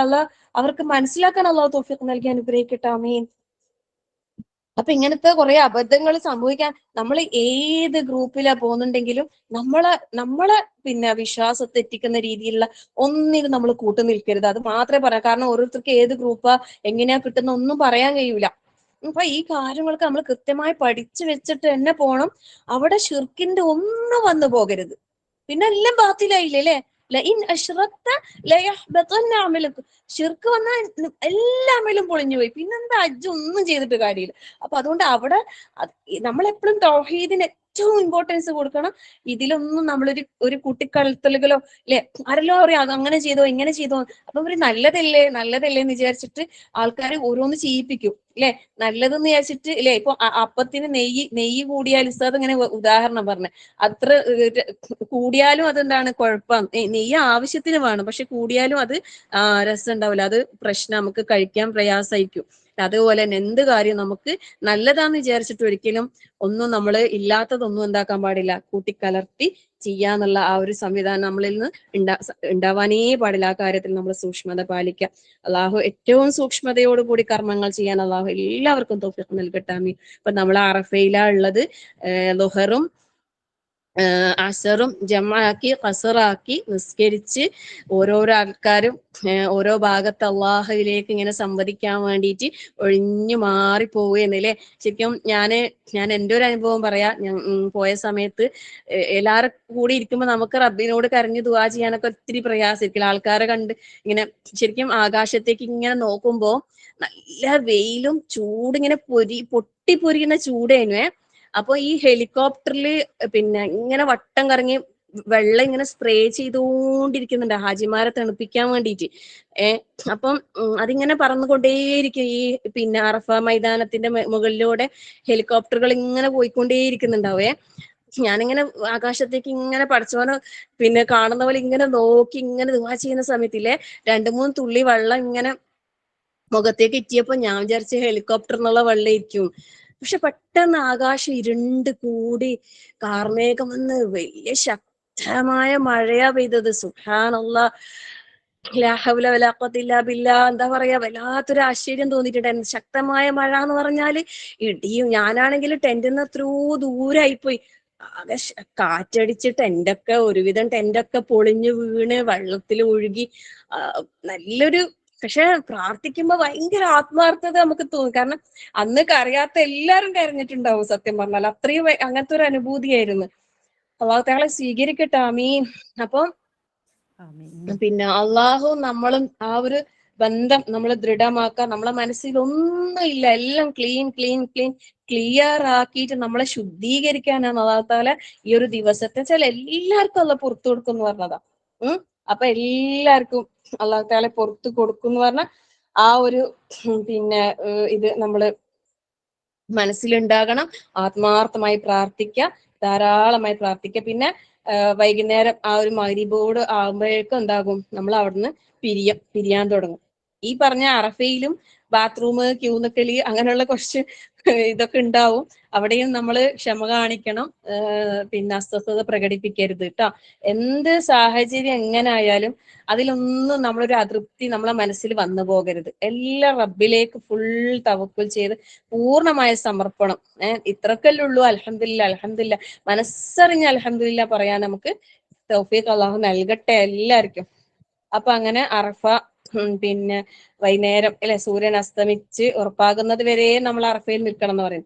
അപ്പൊ പിന്നെ മെല്ലെ മെല്ലെ ആൾക്കാർ ഇങ്ങനെ പോയി തുടങ്ങും. അവിടെയും നമ്മൾ നല്ല ക്ഷമ കാണിക്കണം. നമുക്ക് അനുവദിച്ച ബസ് ഒക്കെ വരണമെങ്കിൽ ചിലപ്പോ ഇത്തിരി സമയം നമ്മൾ അവിടെ കാത്തു നിന്നേ മതി. ഇത്തിരി എന്നല്ല, ചിലപ്പോ ഒത്തിരി സമയം, ചിലപ്പോ കുറെ നേരം നമ്മൾ വെയിറ്റ് ചെയ്യേണ്ടി വരും. അവിടെ നമ്മൾ റോട്ടിൽ ഇങ്ങനെ അതും നമ്മൾ ആസ്വദിക്കാന്ന് വെച്ചാൽ നമുക്ക് അതൊക്കെ ആസ്വദിക്കാം കേട്ടോ. അവിടെ ഒന്നും നമ്മൾ ക്ഷമകേട് കാണിക്കാനേ പ്രത്യേകം പറയും. പിന്നെ ചിലപ്പം ബസ്സിന്റെ ബേക്കിലോട്ട് കയറിയിട്ട് മേലിൽ ഇരുന്നിട്ട് പോകേണ്ടി വരും. സുബ്ഹാനല്ലാഹ്. അപ്പൊ നമ്മളപ്പ അതും അതിന്റെ അപ്പുറവും ചെയ്യും. സുബ്ഹാനല്ലാഹ്. അതിനൊന്നും നമുക്കൊരു പ്രയാസം തോന്നൂല കേട്ടോ. ചിലപ്പോ ഒരുപാട് പേര് കയറിയിട്ട് അത് സ്ഥലം ഉണ്ടാവില്ല, അപ്പൊ മേലൊക്കെ കയറി ഇരിക്കേണ്ടി വരും. അങ്ങനൊക്കെ പോയ ആൾക്കാരുടെ അനുഭവങ്ങളൊക്കെ കേട്ടിട്ടുണ്ടായിരുന്നു. പിന്നെ അപ്പം നമ്മൾക്ക് അനുവദിച്ച ബസ് ചിലപ്പോ അവിടെ ഉണ്ടല്ലോ. പിന്നെ ഇതൊക്കെ ഒപ്പിക്കൽ കളിയാ, അതെല്ലാം ഉണ്ടാവും. ഈ മുത്തവന്മാരുടെ ഓരോ അഡ്ജസ്റ്റ്മെന്റിൽ ഉണ്ടാവും. അപ്പൊ അതെല്ലാം കാണുമ്പോൾ അതെന്താ നമ്മൾ ഇത്ര നേരം ഇവിടെ നിന്നിട്ട് അവരാദ്യം വിട്ട് ഇവര്, അങ്ങനെയൊന്നും പറഞ്ഞ അവിടെ എന്താക്കാൻ പാടില്ല. ഒരു തർക്കത്തിനോ ഒരു പ്രശ്നത്തിനോ നമ്മൾ ഇടയാക്കരുത്. നമ്മൾ വന്നത് ഹജ്ജിലാണ് അല്ലെ. അപ്പൊ അവിടെ ഇത് യാതൊന്നും പറ്റൂല. നമ്മൾ അവിടെ വെയിറ്റ് ചെയ്യണം. എന്തിന്? നമുക്ക് മുസ്ദലിഫയിലേക്ക് പോകണം അല്ലെ. ഹജ്ജിന്റെ കർമ്മങ്ങളിൽ പെട്ടതാണ് എന്ത്? മുസ്ദലിഫയിൽ രാപ്പാർക്ക എന്നുള്ളത്. അറഫയിൽ ഈ മഗ്‌രിബ് വരെ നിൽക്കാൻ പാടുള്ളൂ. അത് കഴിഞ്ഞാൽ പിന്നെ അറഫയിൽ നമുക്ക് പറ്റൂല.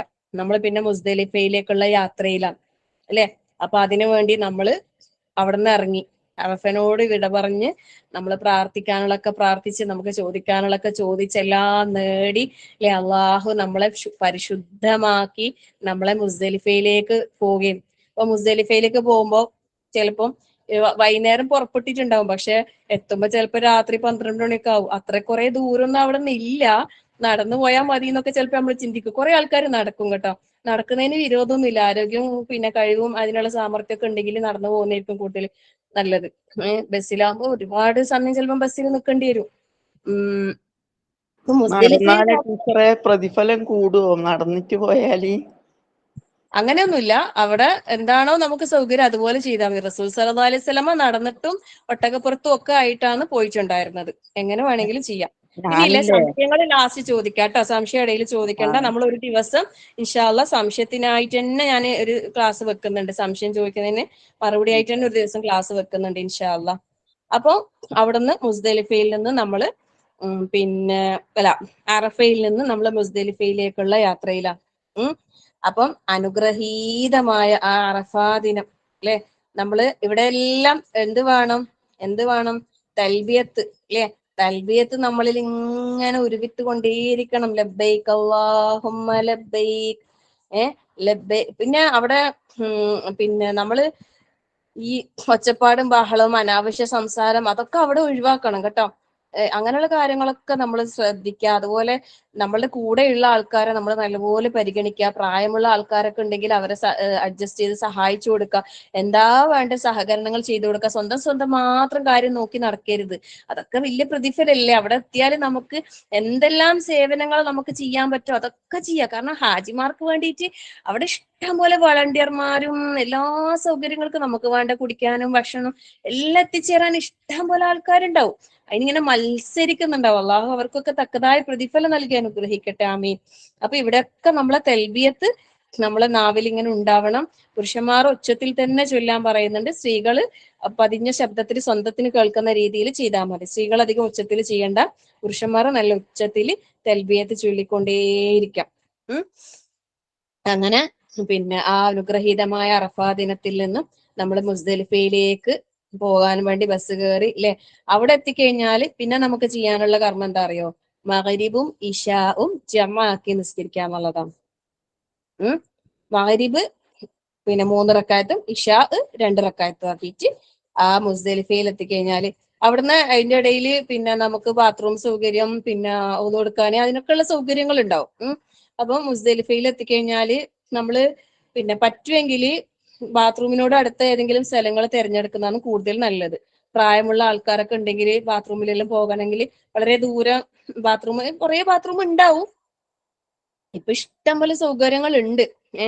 എന്നാലും കുടുങ്ങി പോകണ്ട എന്നുള്ള നിലക്ക് ഇങ്ങനെയുള്ള കാര്യങ്ങളൊക്കെ ഒന്ന് ശ്രദ്ധിച്ചാൽ നല്ലതായിരിക്കും. ഇപ്പൊ മുസ്ദലിഫയിൽ എത്തിയാൽ അവിടെയുള്ള കർമ്മം എന്ന് പറഞ്ഞാല് മഗ്രിബും ഇശാവും ജംഉം ഖസ്റും ആക്കിയിട്ട് നിസ്കരിക്കുക. മഗ്രിബ് 3 റക്അത്ത് ഇശാ 2 റക്അത്ത് അല്ലെ. അവിടെ പിന്നെ മുസ്ദലിഫയില് രാപ്പാർക്കുന്ന സമയത്ത് നമുക്ക് വേറൊരു കാര്യമുണ്ട്. എന്തെന്നറിയോ? ഉറങ്ങല്. മുസ്ദലിഫയിൽ ഉറങ്ങലാണ്. അവിടെ എത്തിക്കഴിഞ്ഞാല് താഴെ ഭൂമി മേലെ ആകാശം താഴെ ഭൂമി എന്ന് പറഞ്ഞ പോലെ ആ നിലത്ത് നമ്മളെ കയ്യിൽ നമ്മൾ കൊണ്ടുപോകും എന്തെങ്കിലും ഒരു വിരിക്കാൻ ഒരു വിരിപ്പ് കൊണ്ടുപോകും. അത് വിരിച്ച് അവിടെ കിടന്നോളാം. അത് എവിടെയാന്ന് വെച്ചാൽ അവിടെ തന്നെ. ഒന്നും ഉണ്ടാവില്ല. ഒരു ടെന്റും ഉണ്ടാവില്ല, ഒരു ഷെഡും ഉണ്ടാവില്ല, ഒരു കൂളറും ഉണ്ടാവില്ല, ഒന്നും ഉണ്ടാവില്ല. അവിടെ റോട്ടിലാണെങ്കിൽ റോട്ടില് അങ്ങനെ എവിടെയാ നമുക്ക് സൗകര്യം കിട്ടിയത് അവിടെ വിരിച്ച് കിടന്നോളാം. ആരാ അപ്പുറത്ത് കിടക്കുന്നു ആരാ ഇപ്പുറത്ത് കിടക്കുന്നു ഒന്നും നോക്കിയിട്ടൊന്നും കാര്യമില്ല. അവിടെ അങ്ങനെ എല്ലാരും ഒരുപോലെ പണക്കാരനും പാവപ്പെട്ടവനും എല്ലാരും ആ ഒരു പിന്നെ നിലത്ത് കുറെ കല്ലുകളും ഒക്കെ ഉള്ള ഒരുപാട് കല്ലുണ്ടാവും അവിടെ. നമുക്ക് പെറുക്കണ്ടേ, മറ്റേ ജംറയിൽ എറിയാൻ കല്ല് പെറുക്കണല്ലോ. അപ്പം പിന്നെ അവിടെ ശരിക്കും പറഞ്ഞാല് നമ്മള് അവിടെ എത്തിക്കഴിഞ്ഞാലില്ലേ നമ്മൾ വിചാരിക്കും റബ്ബേ ഇവിടെ എങ്ങനെ വിരിച്ചിട്ട് കിടക്കാൻ, എവിടെ വിരിച്ചിട്ട് എങ്ങനെ ഉറങ്ങാന്, ഇങ്ങനെ നമ്മൾ ചിന്തിക്കും. പക്ഷെ ശരിക്കും പറയാലോ അവിടെ ജമ്മും കസറും ആക്കിയിട്ട് നമ്മള് രാത്രിയാവും എന്തായാലും അവിടെ എത്തുമ്പോ.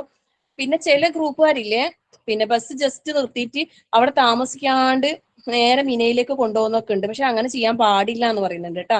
അപ്പൊ നിങ്ങൾ അങ്ങനെ ഏതെങ്കിലും ഇതിൽ പെട്ടിട്ടുണ്ടെങ്കിൽ പറയണം. പിന്നെ നമുക്ക് മുസ്ദലിഫയിൽ രാപ്പാർക്കണം തന്നെ അവിടെ താമസിപ്പിക്കാണ്ട്. അതായത് റസൂലുള്ള പിന്നെ സൗദാർ റളിയല്ലാഹുവിനും പിന്നെ അങ്ങനെ പ്രായമുള്ള രോഗികള് ബുദ്ധിമുട്ടുള്ള അങ്ങനെയുള്ളവർക്കൊക്കെ കുറച്ച് നേരത്തെ പോകാൻ അനുവാദം കൊടുത്തിന്. പക്ഷെ മുസ്ദലിഫയിൽ എന്തായാലും രാപ്പാർക്കണം. അവിടെ കിടക്കണം, കുറച്ച് ഉറങ്ങണം, എന്നിട്ട് എണീച്ച് പോകാം. ശരിക്കും സുബഹി നിസ്കരിച്ച് കഴിഞ്ഞിട്ടാണ് പുറപ്പെടാന് പിന്നെ മിനായിലേക്ക്. പക്ഷെ ഇങ്ങനെയുള്ളവർക്ക് ആ തിരക്കിനിടയിൽ പെടുന്നത് കൊണ്ട് കുറച്ച് നേരത്തെ പോകാൻ അനുവാദം കൊടുത്തിട്ടുണ്ട്. അല്ലാതെ നമ്മൾ മുസ്ദലിഫയിൽ ഇറങ്ങാണ്ട് ബസ്സിൽ തന്നെ കുറച്ച് സമയം മുസ്ദലിഫയിൽ നിർത്തിയിട്ട് പിന്നെ ഒരു ബസ് അങ്ങനെ തന്നെ മിനയിൽ കൊണ്ടുപോയി ഇറക്കുന്ന ഒരു സിസ്റ്റം ഉണ്ട്. ശരിക്കും അങ്ങനെ ചെയ്യാൻ പാടില്ല. അത് ചില ആൾക്കാർ അങ്ങനെ ചെയ്യിപ്പിക്കുന്നുണ്ട്. അപ്പൊ അങ്ങനെ പാടില്ല എന്നാ പറയുന്നത് കേട്ടോ. അത് ശരിക്കും ഹജ്ജിന്റെ കർമ്മങ്ങളിൽ പെട്ടതല്ലേ മുസ്ദലിഫയിൽ രാപ്പാർക്കാന്നുള്ളത്. അപ്പൊ അതുകൊണ്ട് പിന്നെ നമ്മൾ അവിടെ കിടന്നുറങ്ങണം. നമ്മൾ ഒരു വിരിപ്പ് വിരിച്ചിട്ട് അവിടെ കിടന്നാലില്ലേ നമ്മൾ എന്തായാലും ഉറങ്ങും. ഉറങ്ങും എന്ന് പറഞ്ഞാല് 100% ഉറങ്ങും. അത് കുറച്ച് സമയമെങ്കിലും നമ്മൾ എന്തായാലും ഗാഠമായ ഒരു നിദ്രയിലേക്ക് പോകും. നമ്മൾ അറിയൂല. നമ്മൾ അപ്പുറത്ത് ഇപ്പുറത്തൊക്കെ ആരെല്ലോ ഉണ്ടാവും. പക്ഷെ നമ്മളൊന്നും ചിന്തിക്കാണ്ട് അല്ലാഹ്. ശരിക്കും നമുക്ക് പിറ്റേന്ന് ഒരുപാട് കാര്യങ്ങൾ ചെയ്യാനുണ്ട് അല്ലേ. അപ്പൊ അതിനൊക്കെ നമുക്ക് എന്ത് വേണം? നല്ല ആരോഗ്യം വേണ്ടേ അല്ലെ. അപ്പൊ അതിനാണ് ഈ ഒരു വിശ്രമം. ആരാ ദുൽഹജ്ജ് 9 കഴിഞ്ഞാൽ പിന്നെ ദുൽഹജ്ജ് 10 അല്ലെ. ഹജ്ജുൽ അക്ബർ എന്ന് പറയുന്ന ദുൽഹജ്ജ് 10ന്റെ ആ ദിവസം നാട്ടില് പെരുന്നാൾ ആഘോഷിക്കുന്ന ദിവസം ദുൽഹജ്ജ് 10 യൗമുൻ നഹർ എന്ന് പറയുന്ന ആ ദിവസം അല്ലെ. അപ്പം പിന്നെ നേരത്തെ പിന്നെ മുസ്ദലിഫയിൽ നമുക്ക് വേണമെങ്കിൽ തഹജ്ജുദ് നമസ്കരിക്കാം കേട്ടോ. റസൂൽ സല്ലല്ലാഹു അലൈഹി വസല്ലമ അത് നിർവഹിച്ചിട്ടുണ്ട്, തഹജ്ജുദ് നിർവഹിച്ചിട്ടുണ്ട്. അപ്പൊ നമുക്ക് കുറച്ച് നേരത്തെ എണീച്ച് തഹജ്ജുദ് നിസ്കരിച്ച് വേഗം സുബഹി ബാങ്ക് കൊടുത്താല് അവിടെ ഉള്ള ആൾക്കാരെല്ലാം കൂടി ഒരു ജമാഅത്തായിട്ട് തന്നെ സുബഹി നിസ്കരിച്ച് പെട്ടെന്ന് എന്താക്കാം, വേഗം പുറപ്പെടാം. എവിടത്തേക്ക്? പിന്നെ മിനായിലേക്ക്. നമ്മൾ മിനായിൽ നിന്നാണല്ലോ വന്നത് അല്ലെ. മിനായിൽ നിന്ന് വന്ന് അറഫയിലേക്ക് പോയി, അറഫ കഴിഞ്ഞ് മുസ്ദലിഫയിൽ രാപ്പാർത്ത്, മുസ്ദലിഫയിൽ നല്ല അല്ലെ നിസ്കരിച്ച് കുറച്ച് ദുആലും ചെയ്ത് കിടന്ന് ഉറങ്ങി എഴുന്നേറ്റ് പിന്നെ നമുക്ക് പറ്റുമെങ്കിൽ തഹജ്ജുദ് നമസ്കരിച്ച് അവിടുന്ന് പ്രാർത്ഥനയും ദുആയും ഒക്കെ പിന്നെ അധികരിപ്പിക്കാം. അതിന്റെ ഇടയിൽ തൽബിയത്തും അതും തക്ബീറും ഒക്കെ ചൊല്ലാം. പിന്നെ നേരം നല്ല വെളുക്കുന്നതിന് മുന്നേ ആയിട്ട് എന്താക്കുക, ധാരാളമായി അള്ളാഹുവിനോട് ദുആ ചെയ്തിട്ട് പിന്നെ അവിടുന്ന് പുറപ്പെടാം. പിന്നെ അപ്പം അതിന് പുറപ്പെടുന്നതിന് മുമ്പായിട്ട് എന്താക്കണം, കല്ല് വെറുക്കണം കേട്ടോ. കല്ലെന്ന് വെച്ചാല് നമുക്ക് കുറെ കല്ല് വേണം അല്ലെ. ഫസ്റ്റ് ജംറത്തുൽ അഖബയിലാണ് എറിയേണ്ടത്, അവിടത്തേക്ക് 7 എണ്ണം വേണം അല്ലെ. പിറ്റേന്നൊക്കെ എറിയാന് കല്ലുകൾ വേണം. അപ്പൊ എണ്ണി കുറച്ചധികം പെറുക്കിക്കോ. ഞാൻ കുറേ കല്ല് പെറുക്കിന്, അത് കുറെ ആൾക്ക് ഉപകാരപ്പെട്ടിട്ടുണ്ടായിരുന്നു. കൂടെ വന്ന ആൾക്കാർ ഇതിൽ മിസ്സായിട്ട് കൊടുക്കാൻ. അത് കൂടാതെ ഉപ്പാക്കും ഇപ്പൊ സംശയം ചോദിക്കണ്ട, പിന്നെ ചോദിക്കാം. വെച്ചാല് കുറെ സംശയങ്ങൾ ഉണ്ടാവും. ഒരു ദിവസം സംശയത്തിനായിട്ട് തന്നെ ഞാൻ ഒരു ക്ലാസ് വെക്കുന്നുണ്ട്. അപ്പൊ അന്ന് എല്ലാ അറിയുന്ന സംശയങ്ങളൊക്കെ ഞാൻ തീർത്തുതരാം ഇൻഷാ അള്ളാ.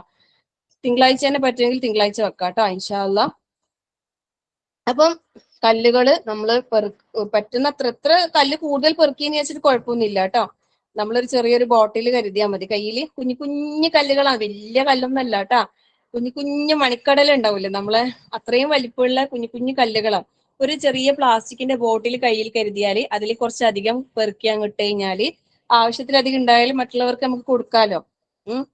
അപ്പം പിന്നെ കല്ലുകൾ പെറുക്കിയിട്ട് കല്ലുകൾ അവിടുന്ന് പെറുക്കണം. പിന്നെ അവിടുന്ന് നമ്മൾ കല്ല് പെറുക്കിയത് നമ്മൾ കുറവാണെങ്കിൽ ബാക്കി കല്ലുകൾ നമുക്ക് മിനായിൽ നിന്നും പെറുക്കാം കേട്ടോ. മിനായിൽ നിന്നും പെറുക്കാം, പ്രശ്നമൊന്നുമില്ല. പിന്നെ എവിടുന്ന് കല്ല് പെറുക്കിയാലും പ്രശ്നമില്ല. അപ്പം എല്ലാ കല്ലും മുസ്ദലിഫയിൽ നിന്ന് തന്നെ പെറുക്കണോ അങ്ങനൊന്നും നിർബന്ധമില്ല. അപ്പൊ പിന്നെ അവിടുന്ന് നമ്മൾ പുറപ്പെടാം അല്ലെ.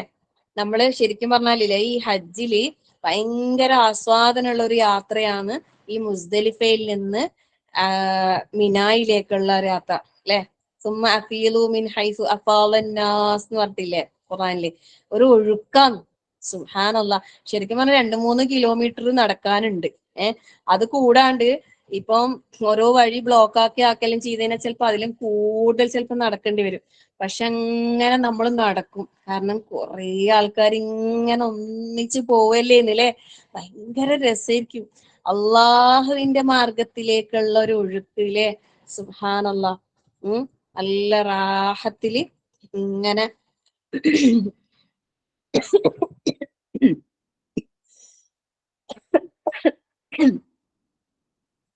പിന്നെ ഈ യാത്രയില് വാദി മുഹസ്സറ എന്ന് പറയുന്ന ഒരു സ്ഥലത്തെത്തുമ്പോൾ റസൂലുള്ളാഹി കുറച്ച് സ്പീഡിൽ നടന്നിട്ടുണ്ട് എന്ന് പറയപ്പെടുന്നുണ്ട്. പിന്നെ അപ്പം അങ്ങനെ നമ്മൾ മിനായിലേക്ക് പുറപ്പെട്ട് മിനായിൽ എത്തിക്കഴിഞ്ഞാല് അവിടെ പിന്നെ ഫസ്റ്റത്തെ കർമ്മം എന്താന്ന് വെച്ചാല് ജംറത്തുൽ അഖബയിൽ കല്ലെറിയലാണ്. ഫസ്റ്റ് ദുൽഹജ്ജ് 10 അന്ന് ആദ്യത്തെ പിന്നെ കർമ്മം.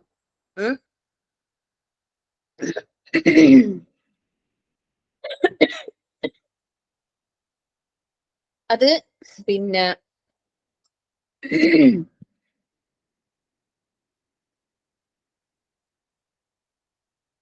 അതിനിപ്പോ ഓരോ ഗ്രൂപ്പുകൾക്ക് ഓരോ സമയമൊക്കെ നിശ്ചയിച്ചിട്ടുണ്ടാവും അങ്ങോട്ടേക്ക് പോകാൻ വേണ്ടിയിട്ട്. പിന്നെ സൂര്യൻ ഉദിച്ചതിന് ശേഷം പിന്നെ ളുഹറിന് മുമ്പായിട്ട് അങ്ങനെയൊക്കെയാണ് അതിന്റെ സമയം. അത് പിന്നെ നമ്മളിപ്പം ചിലപ്പം നേരെ നേരത്തെ അവിടെ നിന്ന് തന്നെ നേരെ ജംറയിലേക്ക് പോകാനുള്ള സംവിധാനം ഉണ്ട്. അതിന് പിന്നെ സൗകര്യം അങ്ങനെ നമുക്ക് അനുവദിച്ച ഓരോരുത്തർക്ക് അനുവദിച്ച സമയമുണ്ട്. അത് അമീറന്മാരുടെ കയ്യിൽ അതിന്റെ ഇതുണ്ടാവും. അപ്പൊ അതിനനുസരിച്ചിട്ട് പോയാല് അവിടുത്തെ തിക്കും തിരക്കും പിന്നെ അതൊക്കെ ഒഴിവാക്കാൻ പറ്റും. അപ്പൊ നമ്മളെ അവർ കൊണ്ടുപോകും എന്തായാലും. അപ്പോ നമുക്ക് നിശ്ചയിച്ച സമയത്തേക്ക് നമ്മൾ എന്താക്കാം, അതിന് എല്ലാം തയ്യാറെടുപ്പ് നടത്തിയിട്ട് പിന്നെ അവിടത്തേക്ക് നമ്മൾ പോവാം. ദുൽഹജ്ജ് 10 ശരിക്കും പറഞ്ഞാല് യൗമുൻ നഹർ എന്നാണ് പിന്നെ ഈ ഒരു ദിവസത്തെ അറിയപ്പെടുന്നത്. ഈ ദിവസം എന്തെല്ലാം കാര്യങ്ങളുണ്ട്? കല്ലെറിയലുണ്ട്, ബലിയറുക്കലുണ്ട്, മുടികളയലുണ്ട്, തവാഫ് സ്വയം ചെയ്യാനുണ്ട്. ഇതൊക്കെ ചെയ്യാം. അതൊക്കെ ഉള്ളത് കൊണ്ടാണ് ഹജ്ജുൽ അക്ബർന്ന് ഈ ഒരു ദിവസത്തിന് അറിയപ്പെടുന്നത്. പിന്നെ ചില ആൾക്കാർ വിചാരിക്കും വെള്ളിയാഴ്ചയും പിന്നെ ഇതും ഒരുമിച്ച് വന്നാലാണ് ഹജ്ജുൽ അക്ബർ. അങ്ങനെയല്ല. എല്ലാ ദുൽഹജ്ജ് 10 എന്താണ് ഹജ്ജുൽ അക്ബർ തന്നെയാണ്. കാരണം ഇതെല്ലാ കർമ്മങ്ങളും ഉണ്ട് ആ ദിവസം അല്ലെ. അപ്പം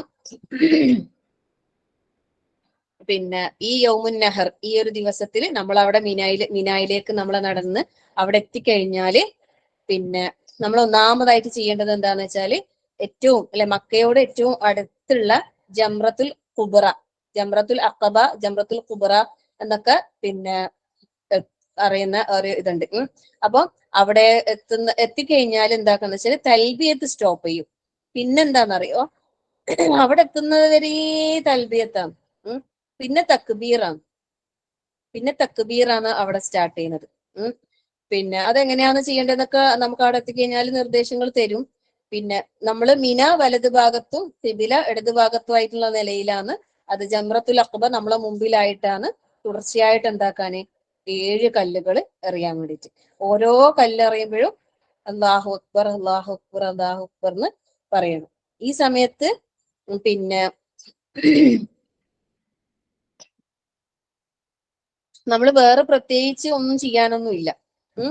പിന്നെ വലിയ കല്ല് ചെരുപ്പ് അങ്ങനൊന്നും ചില ആൾക്കാർ അതായത് ഇത് പിശാചിനെ എറിഞ്ഞോടിക്കുന്നതാണ് എന്നുള്ള ആ ഒരു സൂചകമായിട്ട് പിന്നെ മറ്റുള്ളവർക്ക് ബുദ്ധിമുട്ടാകുന്ന രീതിയിലൊക്കെ ചെയ്യാറുണ്ട്. സത്യത്തിൽ അങ്ങനെയൊന്നും ആവശ്യമില്ല കേട്ടോ. അവിടെ തിക്കും തിരക്കും കൂട്ടണ്ട. ഇപ്പൊ പിന്നെ അതിനൊക്കെ വലിയ വിശാലമായ സൗകര്യങ്ങളാണ്. 3 പിന്നെ തട്ടുകളാക്കിയിട്ട് പിന്നെ വേറെ വേറെ റോ ആയിട്ട് അത് ഓരോ റൂട്ടിലൂടെ പോകുന്നവർക്ക് ഓരോ ഭാഗത്തേക്ക് ഒരു പ്രയാസം, ഭയങ്കര വിശാലമായ സൗകര്യം. അത്രയും വിശാലമായ ഒരു തിരക്കും. മുമ്പൊക്കെ പണ്ട് കാലങ്ങളിലൊക്കെ കൂടുതൽ മരണങ്ങളൊക്കെ സംഭവിക്കുന്നത് ഈ ജംറയിൽ എറിയാൻ പോയിട്ട് തിക്കും തിരക്കും. ഇപ്പൊ പോകുന്നത് ഒരു വഴി, തിരിച്ചു വരുന്നത് വേറെ വഴി. നല്ല നടക്കാനുണ്ട് കേട്ടാ. അങ്ങോട്ടേക്ക് ഇങ്ങോട്ടേക്കെല്ലാം നല്ല കിലോമീറ്റർ കണക്കിന് നടക്കാനുണ്ടാവും. പക്ഷെ അതൊന്നും ഒരു പ്രയാസമായിട്ട് തോന്നൂല എന്തായാലും. അതൊക്കെ നല്ലൊരു പിന്നെ ഒരു ആസ്വാദനം ശരിക്കും. അപ്പം പിന്നെ 7 കല്ലിൽ കൂടുതൽ എറിയാൻ പാടില്ല, കുറയാനും പാടില്ല. അത് നമ്മൾ ശ്രദ്ധിക്കണം. അപ്പൊ എന്താ ഒരു ടിഷ്യൂ പേപ്പറിലില്ലേ ഒരു 7 എണ്ണം നമ്മൾ ചുരുട്ടി കയ്യിൽ പിടിച്ചാൽ മതി. ഓക്കെ. പിന്നെ ആ ഒരു പിന്നെ കാര്യം നമ്മൾ ശ്രദ്ധിക്കാം. പിന്നെ എല്ലാ കല്ലും ഒന്നിച്ചെറിയാ അതും പറ്റൂല. എല്ലാ കല്ലും കൂടെ ഒറ്റ ഭാര്യ അറിയുന്ന ആ രീതിയും പാടില്ല. പിന്നെ ഇനിയിപ്പം നമ്മളെ കയ്യിൽ കരുതിയ കല്ല് മിസ്സായി പോയി എന്ന് വിചാരിച്ചോ, നമ്മളൊന്ന് വീണുപോയി, എണ്ണം കുറഞ്ഞ്, അന്നേരം എന്താക്കാ അവിടെ നിന്ന് തന്നെ കിട്ടും കല്ല് കേട്ടാ. ഈ ജംറന്റെ അടുത്ത് നിന്ന് തന്നെ നമുക്ക് കല്ലുണ്ടാവും, കല്ല് കിട്ടും. അവിടെ നിലത്തൊക്കെ വീണ് കിടക്കുന്ന കല്ലുകൾ ഉണ്ടാവും. അത് നമുക്ക് പെറുക്കി എടുത്തിട്ട് ആ എണ്ണം കണക്കാക്കിയിട്ട് നമുക്ക് എന്താക്കാം, എറിയാം കേട്ടോ. അത് ഞാൻ പറഞ്ഞത്, നമ്മൾക്ക് കൂടുതൽ കരുതിയാൽ ആർക്കെങ്കിലും ഈ പറഞ്ഞ പോലെ എന്തെങ്കിലും കയ്യിൽ നിന്ന് മിസ്സായി പോകെ വീണു പോകെ ചെയ്താല് അള്ളാ എന്റെ കല്ലെല്ലാം പോയി എന്നിട്ട് കരഞ്ഞിരിക്കണ്ട. അപ്പം പിന്നെ ആ രീതിയിൽ കയ്യിൽ കരുതാൽ അവിടെ നിന്ന് മിസ്സായി കഴിഞ്ഞാൽ ഈ പറഞ്ഞ രീതിയിൽ അവിടെ എവിടെ കിട്ടും, അതെടുക്കാം.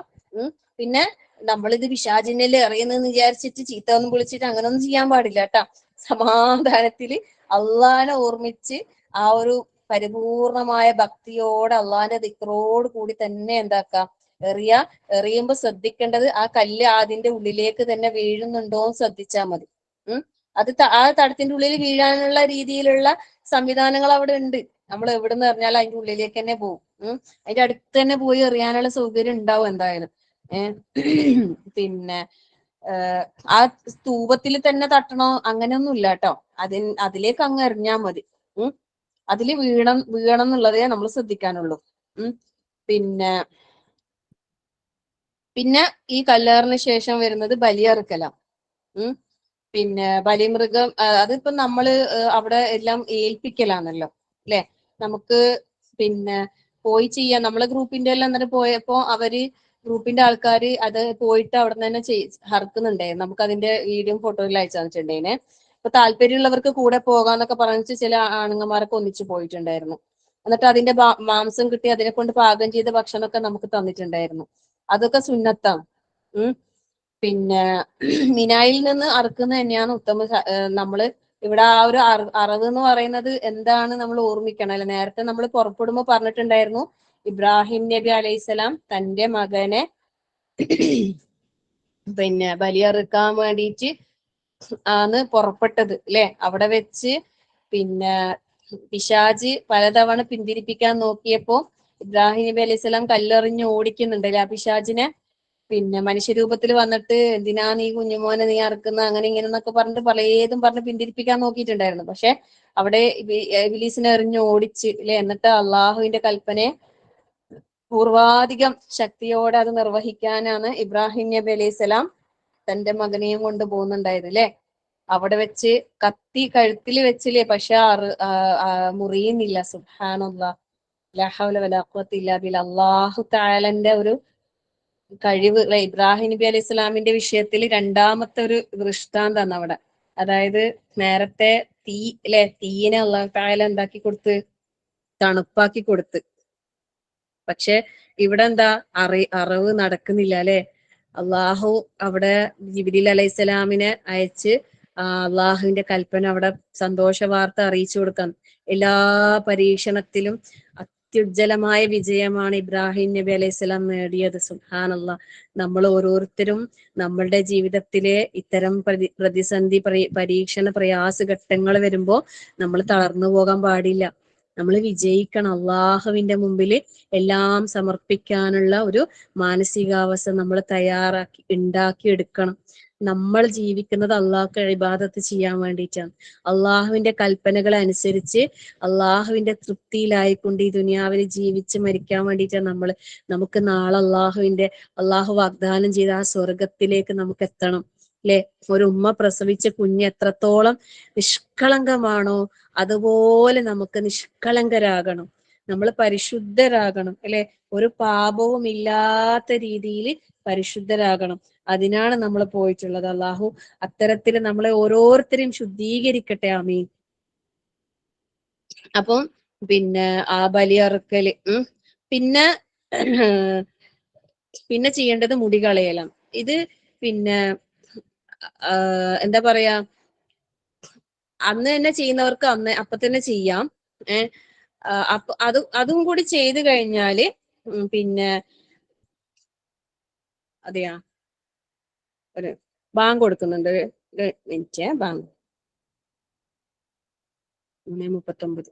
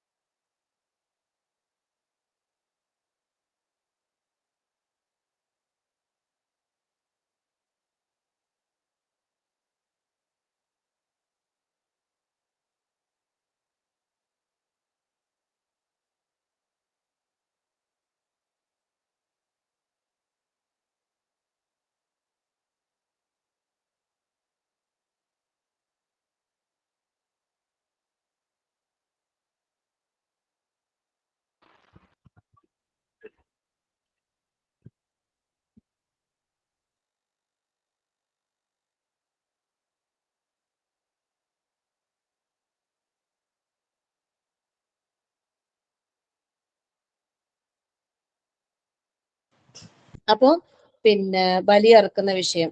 അപ്പൊ നമ്മളെ മനസ്സിൽ ഈ ചിന്തകളൊക്കെ ഉണ്ടാവണം. പിന്നെ അത് കഴിഞ്ഞ് പിന്നെന്താക്കാം, മുടി കളയുകയോ വെട്ടുകയോ ചെയ്യാം. നേരത്തെ നമ്മൾ പറഞ്ഞിട്ടുണ്ടായിരുന്നു തല പൂർണ്ണമായും മുടി കളയുക, അതായത് തല മുണ്ടനം ചെയ്യുന്നതാണ് ഏറ്റവും നല്ലത്. കാരണം അവർക്ക് വേണ്ടി നബി സല്ലല്ലാഹു അലൈഹി വസല്ലമ 3 പ്രാവശ്യം പ്രാർത്ഥിച്ചിട്ടുണ്ടായിരുന്നു അല്ലെ.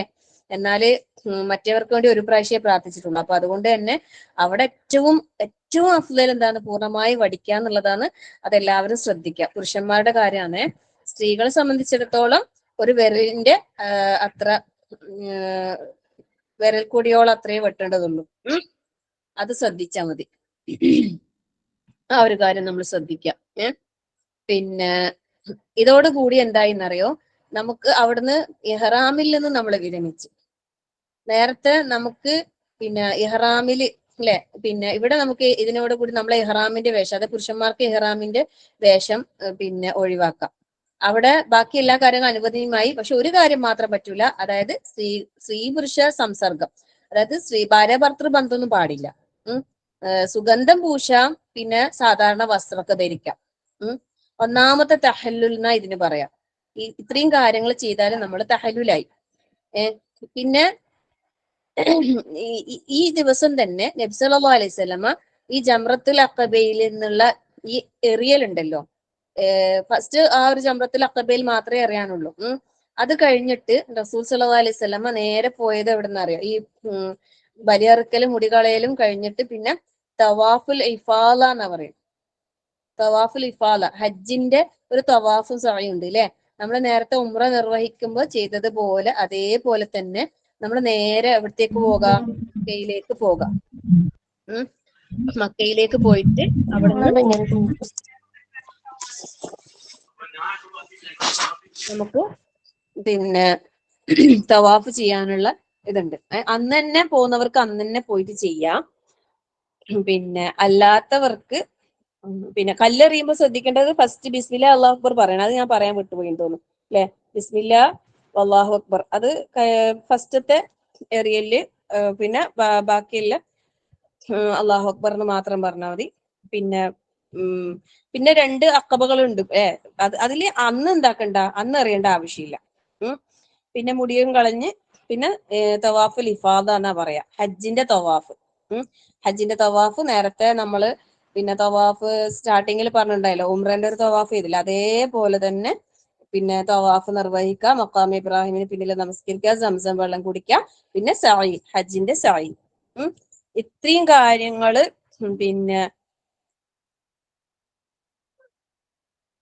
പിന്നെ ചെയ്തു കഴിഞ്ഞാല് ഏകദേശം നമ്മളുടെ പിന്നെ കർമ്മങ്ങളായി. ഈ ദുൽഹജ്ജ് 10ന്റെ അന്ന് തന്നെ പിന്നെ മക്കയില് പോയി കഅബയിൽ പോയിട്ട് തവാഫും സഅയും ചെയ്യണം എന്നുള്ളത് നിർബന്ധമില്ല കേട്ടോ. നമുക്ക് അതിന്റെ പിറ്റേന്നോ അല്ലെങ്കിൽ ഏറ്റവും ലാസ്റ്റത്തെ ദിവസം എന്താക്കാ പോയിട്ട് ചെയ്യാം. അതായത് ഇപ്പം പിന്നെ മക്കയിലേക്ക് നമ്മൾ പോയി കഴിഞ്ഞാല് അന്ന് മഗ്‌രിബ് രാത്രി ആകുമ്പോഴത്തേക്ക് എന്തായാലും മിനയിലേക്ക് തിരിച്ചു വരണം. ഈ തവാഫും സഅയും ചെയ്യാൻ വേണ്ടിയിട്ട് നമ്മള് മക്കത്തേക്ക് പോയി കഴിഞ്ഞാല്, മിനായിൽ നിന്ന് പോയി കഴിഞ്ഞാല് മഗ്‌രിബ് രാത്രി ആകുന്നതിന് മുമ്പായിട്ട് തിരിച്ചു വരണം എന്നാണ് അതിന്റെ നിയമപ്രകാരം. മിനായിൽ രാപ്പാർക്കൽ എന്തുണ്ട്, അത് ഹജ്ജിന്റെ കർമ്മങ്ങളിൽ അവിടെ അത് നിർബന്ധം. അപ്പൊ അതുകൊണ്ട് തന്നെ തിരിച്ചു വരണം. ഇപ്പൊ പ്രായമുള്ള ആളുകള് അല്ലെങ്കിൽ രോഗികള് അങ്ങനൊക്കെ ഉണ്ടാവുമല്ലോ, അങ്ങനെയുള്ളവർക്കെല്ലാം ഈ പറഞ്ഞ അന്നത്തെ ദിവസത്തെ ഈ ഹജ്ജിന്റെ ഈ പറഞ്ഞ ദുൽഹജ്ജ് 10ന്റെ ദിവസം എന്ന് പറയുന്നത് നല്ല തിരക്കുള്ള ദിവസമായിരിക്കും. അന്ന് അവിടെ പോയി തിരിച്ചെത്താന്ന് പറയുമ്പോൾ നല്ല പ്രയാസമായിരിക്കും. അപ്പൊ പിന്നെ പക്ഷെ ഏറ്റവും നല്ലത് അതാണ്, റസൂൽ അങ്ങനെ ചെയ്തതാണ്, സുന്നത്തിനോട് ഏറ്റവും കൂടുതൽ നല്ലതാണ്. പിന്നെ പറ്റുന്നവർക്കൊക്കെ അന്ന് തന്നെ പോയി ചെയ്തിട്ട് വരാട്ടോ. അല്ലാത്തവർ എന്ത് ചെയ്താൽ മതി, പിറ്റേന്നോ അതിന്റെ പിറ്റേന്നോ അല്ലെങ്കിൽ ലാസ്റ്റത്തെ ദിവസമോ ഈ ഹജ്ജിന്റെ ഇതിൽ കർമ്മങ്ങളിൽ വിരമിക്കുന്നതിന് മുമ്പായിട്ട് ഈ കർമ്മങ്ങൾ നിർവഹിച്ചാൽ മതി. ഓക്കെ.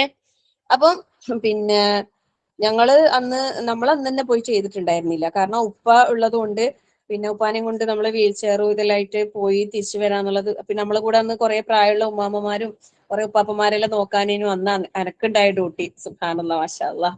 പിന്നെ അങ്ങനെ കുറച്ച് ആൾക്കാരൊന്നും പോയിട്ടുണ്ടായിരുന്നില്ല അന്നത്തെ ദിവസം. നല്ല ആരോഗ്യമുള്ള ചെറുപ്പക്കാരും പിന്നെ അങ്ങനെയുള്ളവരൊക്കെ എന്താക്കുക അന്ന് തന്നെ പോയി നടന്നിട്ട് പോവുക. ഈ കല്ലെറിഞ്ഞിട്ട് അവിടെ നിന്ന് തന്നെ അങ്ങനെ നടന്ന് അങ്ങനെ പോകാനുള്ള വഴിയുണ്ട്. അങ്ങനെ പോകുന്നവർക്ക് അങ്ങനെ പോകാം. പിന്നെ എനിക്ക് അങ്ങനെയൊക്കെ പോകണമെന്നായിരുന്നു ആഗ്രഹം. ഇൻഷാ അല്ലാഹ് ഇനിയൊരു ഹജ്ജ് അള്ളാഹു തആല തൗഫീഖ് നൽകിയിട്ടുണ്ടെങ്കിൽ ആഗ്രഹമുണ്ട് ഉമ്മാക്ക് വേണ്ടിയിട്ട് ഒരു ഹജ്ജ് ചെയ്യണം. അള്ളാഹു അതിനുള്ള തൗഫീഖ് നൽകട്ടെ, ആമീൻ. എല്ലാവർക്കും പോകാനും കാണാനും ചെയ്യാനുള്ള തൗഫീഖ് അള്ളാഹു നൽകട്ടെ, ആമീൻ. അപ്പൊ അങ്ങനെയൊക്കെ ചെയ്യണമെന്ന് ആഗ്രഹമുണ്ട്. ഇൻഷാ അല്ലാഹ് അള്ളാഹു എത്തിക്കട്ടെ, ആമീൻ. പിന്നെ അപ്പം നേരത്തെ പറഞ്ഞ അതേ രീതിയിൽ തവാഫ് ചെയ്യാം, സഅയ് ചെയ്യാം. പിന്നെ അത് കഴിഞ്ഞിട്ട് എന്താക്കാം, തിരിച്ച് മിനായിലേക്ക് തന്നെ വരാം. തിരിച്ച് മിനായിലേക്ക് തന്നെ വരാം. പിന്നെ അന്ന് പോകാത്ത ആളുകള് മിനായിൽ എന്താക്കുക, നേരത്തെ നമ്മൾ ചെയ്ത പോലെ ളുഹറിന്റെ സമയത്ത് ളുഹർ 2 റക്അത്ത്, അസ്റിന്റെ സമയത്ത് അസ്ർ 2 റക്അത്ത്, ആ രീതിയിൽ പിന്നെ അത് അങ്ങനെ നിർവഹിച്ചാൽ മതി. അപ്പം ഈ ഓരോ കാര്യങ്ങളും പിന്നെ ഒന്നിന് പിറകെ ഒന്നായിട്ട് നമ്മൾ ഓരോന്നും ചെയ്ത് പിന്നെ അൽഹംദുലില്ലാഹ് അന്നത്തെ ദിവസം കഴിഞ്ഞു അല്ലെ? സുബ്ഹാനല്ലാഹ്. പിന്നെ ഉള്ള ദിവസങ്ങൾക്കുള്ള പേരെന്താണ്? അന്ന് ബലിയറുക്കലും പിന്നെ തവാഫുൽ ഇഫാദയും സഅയും ഒക്കെ കഴിഞ്ഞ പിന്നെ ദുൽഹജ്ജ് 11 ആയി അല്ലെ? 10 കഴിഞ്ഞ് അന്ന് ദിവസം നമ്മൾ മിനായിൽ കിടന്ന് ഉറങ്ങി രാവിലെ എഴുന്നേറ്റ് സുബ്ഹാനല്ലാഹ് അയ്യാമു തശ്രീഖിന്റെ ദിവസങ്ങളായി. അയ്യാമു തശ്രീഖിന്റെ ദിവസങ്ങൾ എന്ന് പറയുമ്പോൾ ദുൽഹജ്ജ് 11, 12, 13 ഈ ദിവസങ്ങളാണ് അയ്യാമു തശ്രീഖ്. ശരിക്കും പറഞ്ഞാലില്ലേ ഇതിന്റെ ഈ പേര് വരാൻ കാരണം എന്താണെന്നറിയ പറയുന്നത്, പിന്നെ നമ്മൾ ഈ ബലിയറുത്ത മാംസം ഉണ്ടാവൂലേ, അന്ന് നമ്മൾ ഇന്നത്തെ പോലെ ഫ്രീസറുകളും അതൊന്നും ഇല്ല സൂക്ഷിക്കാൻ. അപ്പൊ അത് മുറിച്ച് വെയിലത്ത്, അവിടുത്തെ വെയിലല്ലേ, ചൂടല്ലേ, ഉപ്പും മുളകൊക്കെ പെരക്കിയിട്ടാ അങ്ങനെയൊന്നും അറിയില്ല, വെയിലത്ത് ഉണക്കിയെടുക്കും, ഉണക്കി സൂക്ഷിക്കും മാംസം. അപ്പൊ സൂക്ഷിച്ചു വെക്കുന്നതിന് വിരോധം ഇല്ല എന്നുള്ളത് അതിലൂടെ നമുക്ക് മനസ്സിലാക്കാം. ചില ആൾക്കാർ അറിയും ഇതിന്റെ മാംസം അന്നേരം തന്നെ ഉപയോഗിക്കണം, കുറെ ദിവസം ഫ്രിഡ്ജിൽ വെക്കാൻ പാടില്ല, അങ്ങനെ ഇങ്ങനെയൊന്നൊക്കെ. അങ്ങനെയൊന്നുമില്ല കേട്ടോ. അപ്പൊ അവരന്ന് അതിന്റെ സംവിധാനം അവർ ഉണക്കി സൂക്ഷിക്കുക എന്നുള്ളതാണ് അവർ ചെയ്തിട്ടുണ്ടായിരുന്നത്. ഉണക്കിയിട്ട് ഇപ്പോൾ എന്തെങ്കിലും പാത്രത്തിലൊക്കെ ഇട്ട് വെക്കുമായിരിക്കും, പിന്നെ ആവശ്യം വരുമ്പോൾ പാകം ചെയ്ത് ഉപയോഗിക്കാം. അപ്പൊ അത് ഉണക്കുന്ന ദിവസമാണ് എന്ത്, അയ്യാമു തശ്രീഖ്. സുബ്ഹാനല്ലാഹ്.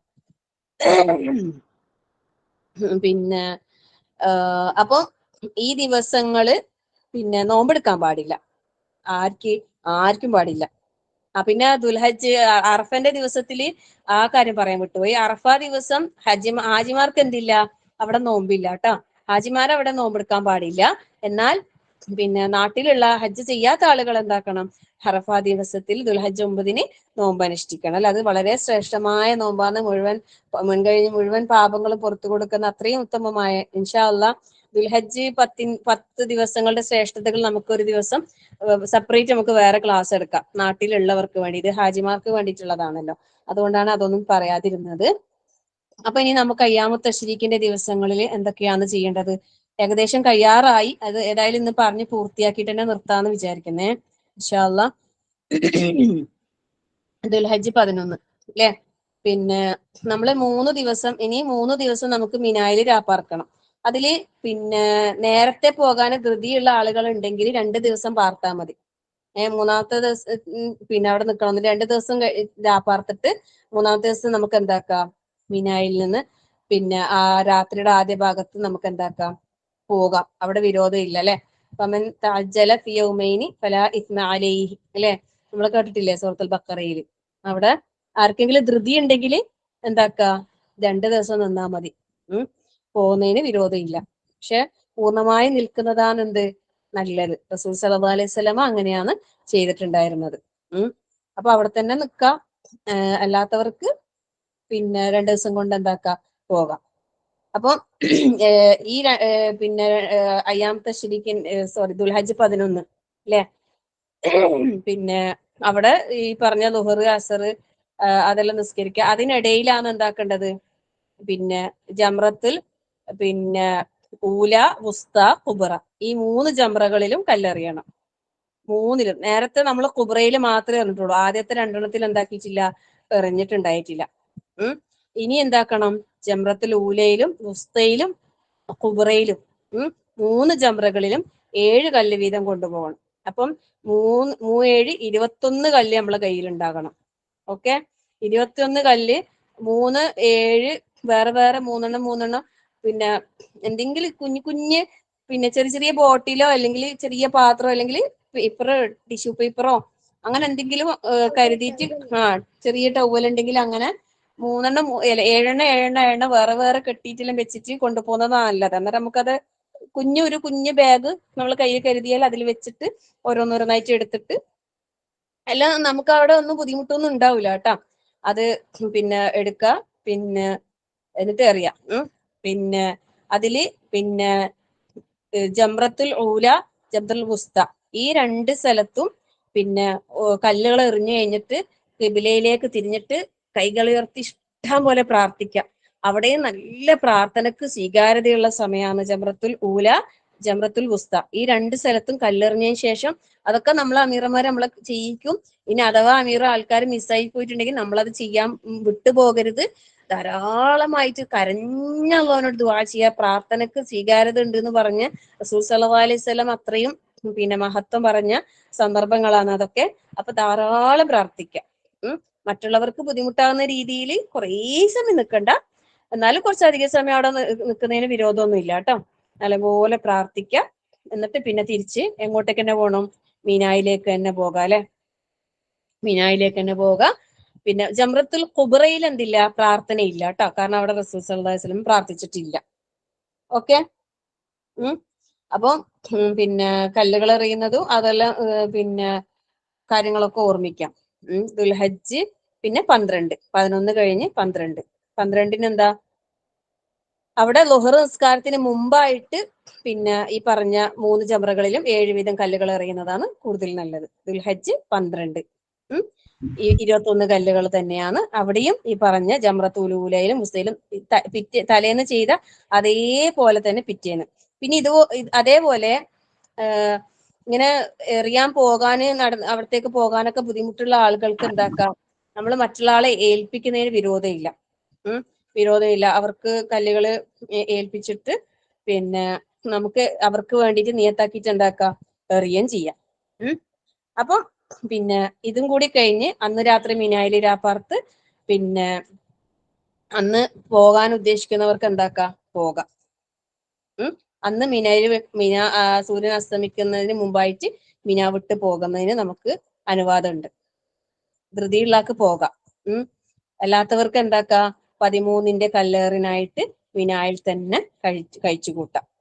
അല്ലാത്തവർക്ക് പോകാം, പോകുന്നവർക്ക് പോകാം. ശരിക്കും പറഞ്ഞാൽ ഈ 13ന്റെ ദിവസം നല്ല രസമായിരിക്കും പോലും. കാരണം എല്ലാവരും തിരക്കുള്ള ആൾക്കാരായിരിക്കും. ഈ എത്ര ദിവസമായി വന്നിട്ട് ഇഹ്റാമിന്റെ വേഷത്തിൽ ഇങ്ങനെ അവിടെ ഇങ്ങനെ കഴിച്ചു കൂട്ടല്ലേ, ഈ ബാത്റൂമും അങ്ങനത്തെ എല്ലാം ബുദ്ധിമുട്ടുള്ള ആൾക്കാരെല്ലാം എന്താക്കും, മിക്കവാറും ഈ 12ന്റെ ഹെയർ കഴിഞ്ഞതോടുകൂടി എന്താക്കും, അധികം ആൾക്കാരും പോകും. അത് അനുവദിച്ചതാണല്ലോ. അനുവദിച്ചതായത് കൊണ്ട് തന്നെ അവിടെ അത്രയും പിന്നെ പക്ഷെ ഇതിനൊക്കെ ആസ്വാദനത്തോടെ എല്ലാം അനുഭവിക്കുന്ന ആളുകളെ സംബന്ധിച്ചിടത്തോളം പോകാനേ തോന്നൂല, പോകാൻ മനസ്സ് വരൂല. പോകുമ്പോൾ നമ്മള് ഭയങ്കര നമുക്ക് ഫീൽ ചെയ്യും. കാരണം ആ സ്ഥലം നമുക്ക് വിട്ട് പിരിയാനുള്ള ഒരു മനസ്സ് ഉണ്ടാവുകയേ ചെയ്യില്ല. അത്രയും നമ്മളെ വല്ലാതെ നമ്മളെ മനസ്സ് അവിടെ പിടിച്ചു നിൽക്കുന്നുണ്ടാവും. അത്രമാത്രം നമുക്കൊരു അനുഭവം. ഈ പകൽ സമയങ്ങളില്ലേ, നമുക്ക് അവിടെയുള്ള സ്ഥലങ്ങളൊക്കെ ഇങ്ങനെ വെറുതെ ഒന്ന് ചുറ്റി കറങ്ങി കാണുന്നതിനൊന്നും വിരോധമില്ല കേട്ടോ. അവിടെ ഒരു പള്ളിയും അതൊക്കെ ഉണ്ട്. അങ്ങോട്ടും ഇങ്ങോട്ടെല്ലാം പോയി കഴിഞ്ഞാൽ ഓരോന്ന് നമുക്ക് കാണാനും ഇതാക്കാനുള്ള അവസരമുണ്ട്. അപ്പം 13ന്റെ കല്ലേറിനായിട്ട് അവിടെ തന്നെ തങ്ങുന്നവർക്ക് അവിടെ തന്നെ തങ്ങാം. അപ്പൊ അതും കഴിഞ്ഞിട്ട് പിന്നെന്താ വേണ്ടത്? പിന്നെ നേരെ മക്കയിലേക്ക് പുറപ്പെടാം. അതോടുകൂടി പിന്നെ നേരത്തെ എന്താ പറയാ,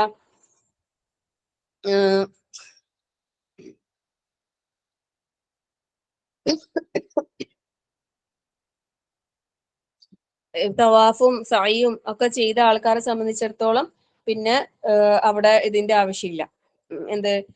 പിന്നെ ഒരു തവാഫിന്റെ ആവശ്യമില്ല. ദുൽഹജ്ജ് 13നും കൂടി അവിടെ പിന്നെ നിൽക്കുന്ന ആൾക്കാരെ സംബന്ധിച്ചിടത്തോളം നേരത്തെ പറഞ്ഞ പോലെ തന്നെ ലൊഹറിന്റെയും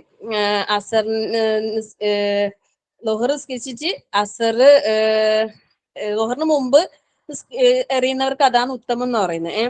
പിന്നെ ഈ പറഞ്ഞ വിധത്തിൽ 7 വീതം കല്ലുകൾ ഓരോന്നായിട്ട് തക്ബീർ ചൊല്ലിക്കൊണ്ട് എറിയാം. പിന്നെ പ്രാർത്ഥിക്കാം. തിരിച്ചു വരാം. ജംറത്തുൽ ഖുബ്രയില് പ്രാർത്ഥനയില്ല. പിന്നെ മിനായിലേക്ക് തിരിച്ചു വന്ന് മിനായിൽ രാപ്പാർത്ത് പിന്നെ മക്കയിലേക്ക് ഹറമിലേക്ക് എന്താക്കാം, തിരിച്ചു പുറപ്പെടാം. അങ്ങനെ അവസാനമായിട്ട് മക്ക വിടാൻ ഉദ്ദേശിക്കുന്ന ആൾക്കാരെ സംബന്ധിച്ചിടത്തോളം അവിടെ എന്ത് വേണം? തവാഫുൽ വിദാ ചെയ്യണം. വിദാഇന്റെ തവാഫ് ചെയ്യണം. അവിടെ തന്നെ നിൽക്കുന്നുണ്ടെങ്കിൽ ഉണ്ടാക്കേണ്ടതില്ല, തവാഫുൽ വിദാ ചെയ്യേണ്ട ആവശ്യമില്ല. പിന്നെ നമ്മൾ എപ്പോഴാണോ പിന്നെ മക്ക വിട്ടു പോകുന്നത്, ഇതോടുകൂടി നമ്മളെ എന്തായി, ഹജ്ജിന്റെ കർമ്മങ്ങൾ പൂർത്തിയായി. പരിപൂർണമായ ഹജ്ജ് കർമ്മം നിർവഹിച്ച് അള്ളാഹു സുബ്ഹാനഹു വ തആല സ്വീകരിക്കുമാറാകട്ടെ. അപ്പൊ നമ്മൾ ഇതെല്ലാം കഴിഞ്ഞ് ആ മക്കയോട് വിടവാങ്ങാൻ വേണ്ടിയിട്ട് തയ്യാറെടുത്ത് കൊണ്ടിരിക്കുന്ന ഓരോ ആൾക്കാരും എന്താക്കണം? തവാഫുൽ വിദാ, വിദാഇന്റെ തവാഫ്, വിടവാങ്ങൽ തവാഫ്, അത് എങ്ങനെ ആയാലും നമ്മൾ മക്ക വിട്ടു പോകുമ്പോ അത് നിർബന്ധമാണ്, അത് ചെയ്യണം. പിന്നെ ഇനി ആർക്കെങ്കിലും പീരീഡ്സ് ആയി, സ്ത്രീകളെ സംബന്ധിച്ചിടത്തോളം പീരീഡ്സ് ആയി, അല്ലെങ്കിൽ പ്രസവിച്ച്, അല്ലെങ്കിൽ ഇനി എന്തെങ്കിലും രോഗം കാരണോ മറ്റോ ആ ഒരു തവാഫ് ചെയ്യാൻ പറ്റാത്ത ആൾക്കാരെ സംബന്ധിച്ചിടത്തോളം അവരെന്താക്കണം? ഒരു പ്രായശ്ചിത്തമായിട്ട് മൃഗബലി നടത്തണം വേറെ തന്നെ അതിന് വേണ്ടിയിട്ട്. അത് ഫിദിയാന്ന് പറയാം, മറ്റേത് ഹദിയാണ് അല്ലെ, ഇത് ഫിദിയ. അപ്പൊ അത് പറ്റാത്തവര്, വിദാഇന്റെ തവാഫ് നിർവഹിക്കാൻ കഴിയാത്ത ആളുകൾ എന്ത് ചെയ്യണം? പിന്നെ ഈ മൃഗബലി നടത്തണം എന്നാ പറയുന്നത്. ഓക്കെ, അപ്പം പിന്നെ വിടവാങ്ങൽ തവാഫോട് കൂടി നമ്മൾ എന്തായി, മക്കയോട് യാത്ര പറയാണ് അല്ലെ. അള്ളാഹു സുബ്ഹാനഹു വ തആലന്റെ പിന്നെ ആ പള്ളിയോടും ആ നാടിനോടും നമ്മൾ യാത്ര പറയുമ്പോ അവിടുന്ന് പിന്നെ ഇറങ്ങുന്ന സമയത്ത് അല്ലെ പ്രാർത്ഥിക്കുക, ബിസ്മില്ലാ വസ്സലാത്തു വസ്സലാമു അലാ റസൂലില്ലാ അല്ലാഹുമ്മ ഇന്നി അസ്അലുക മിൻ ഫദ്ലിക്. അള്ളാഹുവിന്റെ ഫളിനോ ചോദിച്ചുകൊണ്ട് നമ്മൾ അള്ളാഹുവിന്റെ പുണ്യമാക്കപ്പെട്ട പരിശുദ്ധമായ ആ നാട്ടിൽ നിന്ന് നമ്മൾ മടങ്ങുകയാണ് അല്ലെ. നമുക്ക് ഭയങ്കര പ്രയാസം.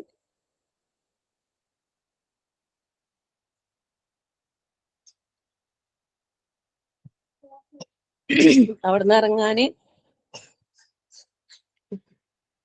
നമുക്ക് തോന്നുകയില്ല.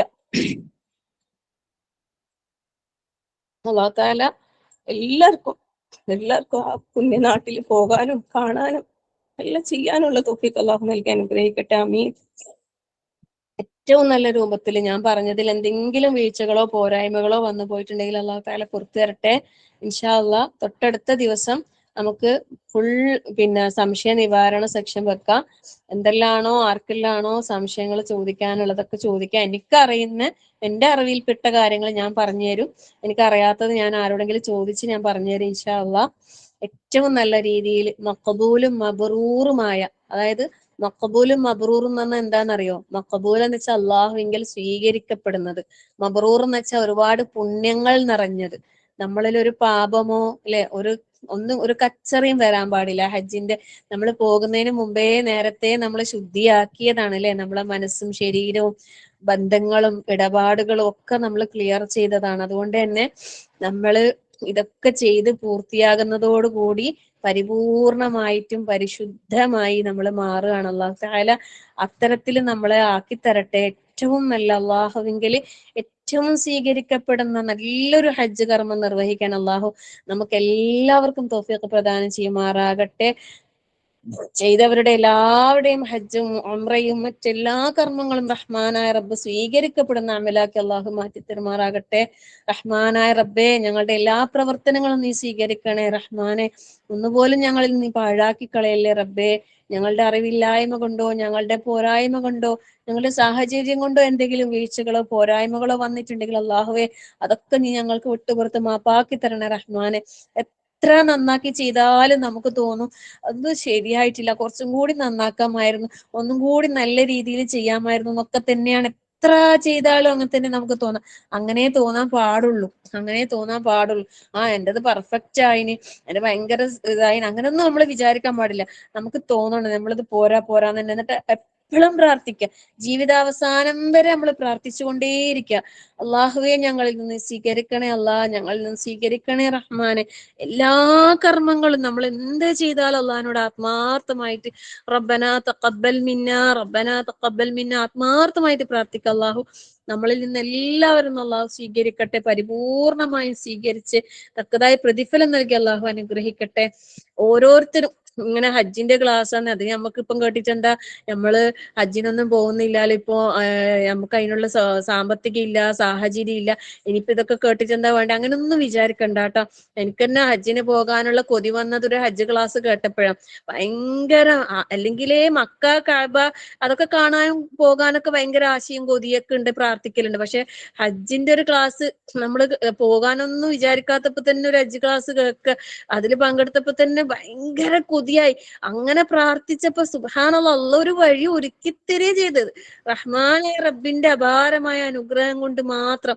നമ്മൾ വിചാരിക്കും നമ്മളെ കയ്യിൽ ഒന്നും ഇല്ലാലോ റബ്ബേ, നമ്മൾ എങ്ങനെ പോകാനാ അല്ലെ, നമുക്ക് നിർബന്ധമൊന്നും ഇല്ല.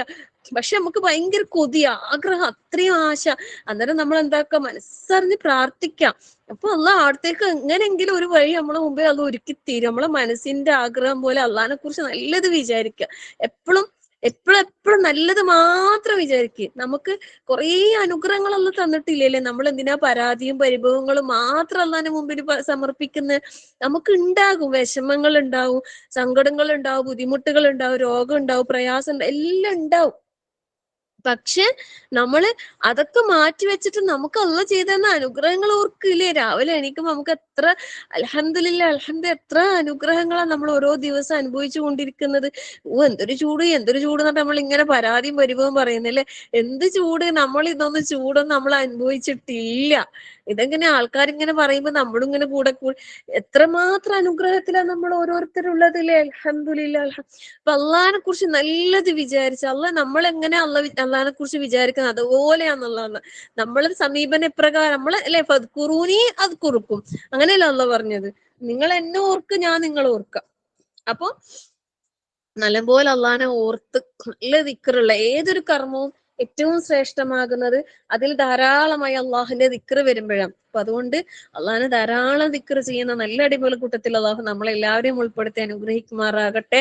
നമുക്ക് ഓരോ കർമ്മങ്ങളും ഏറ്റവും ശ്രേഷ്ഠതയോട് അതിന്റെ എല്ലാ ഫളായിലുകളും ജീവിതത്തിൽ കൊണ്ടുവന്നുകൊണ്ട് തന്നെ പ്രാവർത്തികമാക്കാൻ അള്ളാഹു നമുക്കൊക്കെയും തൗഫീഖ് നൽകി അനുഗ്രഹിക്കുമാറാകട്ടെ. ആമീൻ. അസറിന്റെ സമയം വൈകിപ്പിക്കുന്നില്ല.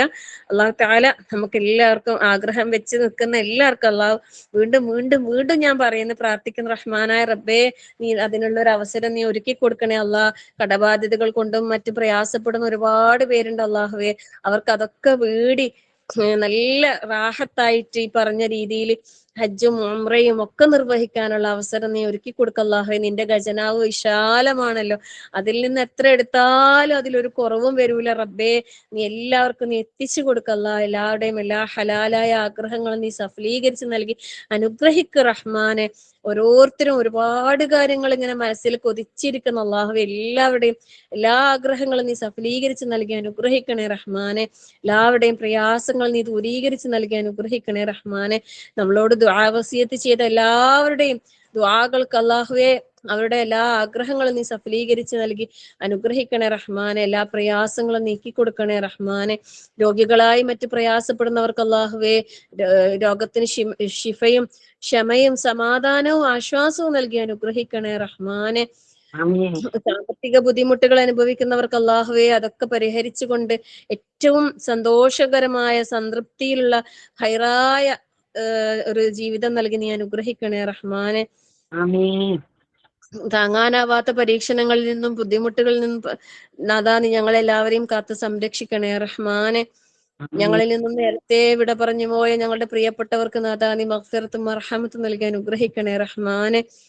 പരിശുദ്ധമാക്കപ്പെട്ട പുണ്യദിനങ്ങൾ ഞങ്ങളിലേക്ക് കടന്നു വരുന്ന ദിവസങ്ങൾ അല്ലാഹുവേ ഏറ്റവും നല്ല കർമ്മങ്ങൾ ചെയ്യാൻ ഞങ്ങൾക്ക് നീ തൗഫീഖ് പ്രദാനം ചെയ്യണേ റഹ്മാനെ. പരിശുദ്ധ റമളാൻ കഴിഞ്ഞ് ശവ്വാലും കഴിയാറായി അള്ളാഹുവേ, ഞങ്ങളെ ആ ഒരു ഈമാൻ, ഇഖ്ലാസ്, തഖ്വ അള്ളാഹുവേ ഞങ്ങളിൽ നിന്ന് നഷ്ടപ്പെട്ടു പോകാതെ ഏറ്റവും നല്ല രീതിയിൽ നിലനിർത്തി കൊണ്ടുപോകാൻ ഞങ്ങൾക്ക് നീ തൗഫീഖ് നൽകണേ അല്ലാഹ്. പരിപൂർണ മുസ്ലിം ആയിട്ട് ഈ ദുനിയാവിൽ ജീവിക്കാൻ, പരിപൂർണ മുത്തഖിയായി മുഹ്സിനായി ദുനിയാവിൽ ജീവിക്കാൻ റഹ്മാനായ റബ്ബെ ഞങ്ങൾക്ക് എല്ലാവർക്കും നീ തൗഫീഖ് പ്രദാനം ചെയ്യണേ നാഥാ. ഈ ദുനിയാവിൽ നിന്ന് വിട പറയുന്ന സമയത്ത് അല്ലാഹുവേ, ലാ ഇലാഹ ഇല്ലല്ലാഹ് എന്ന കലിമ ചൊല്ലി മരിക്കുവാനുള്ള സൗഭാഗ്യം ഞങ്ങൾക്ക് നൽകി നീ അനുഗ്രഹിക്കണേ റഹ്മാനെ.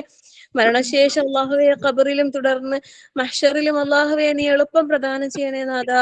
നാളെ നിന്റെ സിറാത്ത് പോലെ അല്ലാഹുവേ മിന്നൽ വേഗത്തിൽ കടന്നുകൊണ്ട് നിന്റെ ജന്നാത്തുൽ ഫിർദൗസിൽ എത്താനുള്ള സൗഭാഗ്യം ഞങ്ങൾക്ക് നൽകി അനുഗ്രഹിക്കണേ റഹ്മാനെ. അവിടെ എത്തിയാൽ അല്ലാഹുവേ നിന്നെ കാണാനുള്ള സൗഭാഗ്യം ഞങ്ങൾക്ക് നൽകി നീ അനുഗ്രഹിക്കണേ റഹ്മാനെ. കത്തിയാളുന്ന നരക ശിക്ഷയെ തൊട്ട് നാഥാ ഞങ്ങൾ എല്ലാവരെയും നീ കാത്ത് സംരക്ഷിക്കണേ റഹ്മാനെ. ربنا آتنا في الدنيا حسنة وفي الآخرة حسنة وقنا عذاب النار.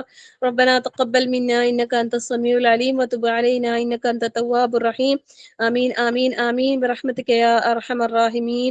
وصلى الله على محمد والحمد لله رب العالمين. السلام عليكم ورحمة الله وبركاته. سبحانك اللهم وبحمدك أشهد أن لا إله إلا أنت أستغفرك وأتوب إليك. വലൈക്കും അസ്സലാം عليكم വറഹ്മത്തുള്ളാഹി السلام വബറകാതുഹു. ورحمة الله وبركاته. ജസാക്കല്ലാഹ് ഖൈർ. جزاكم الله خيرا. عليكم السلام ورحمة الله.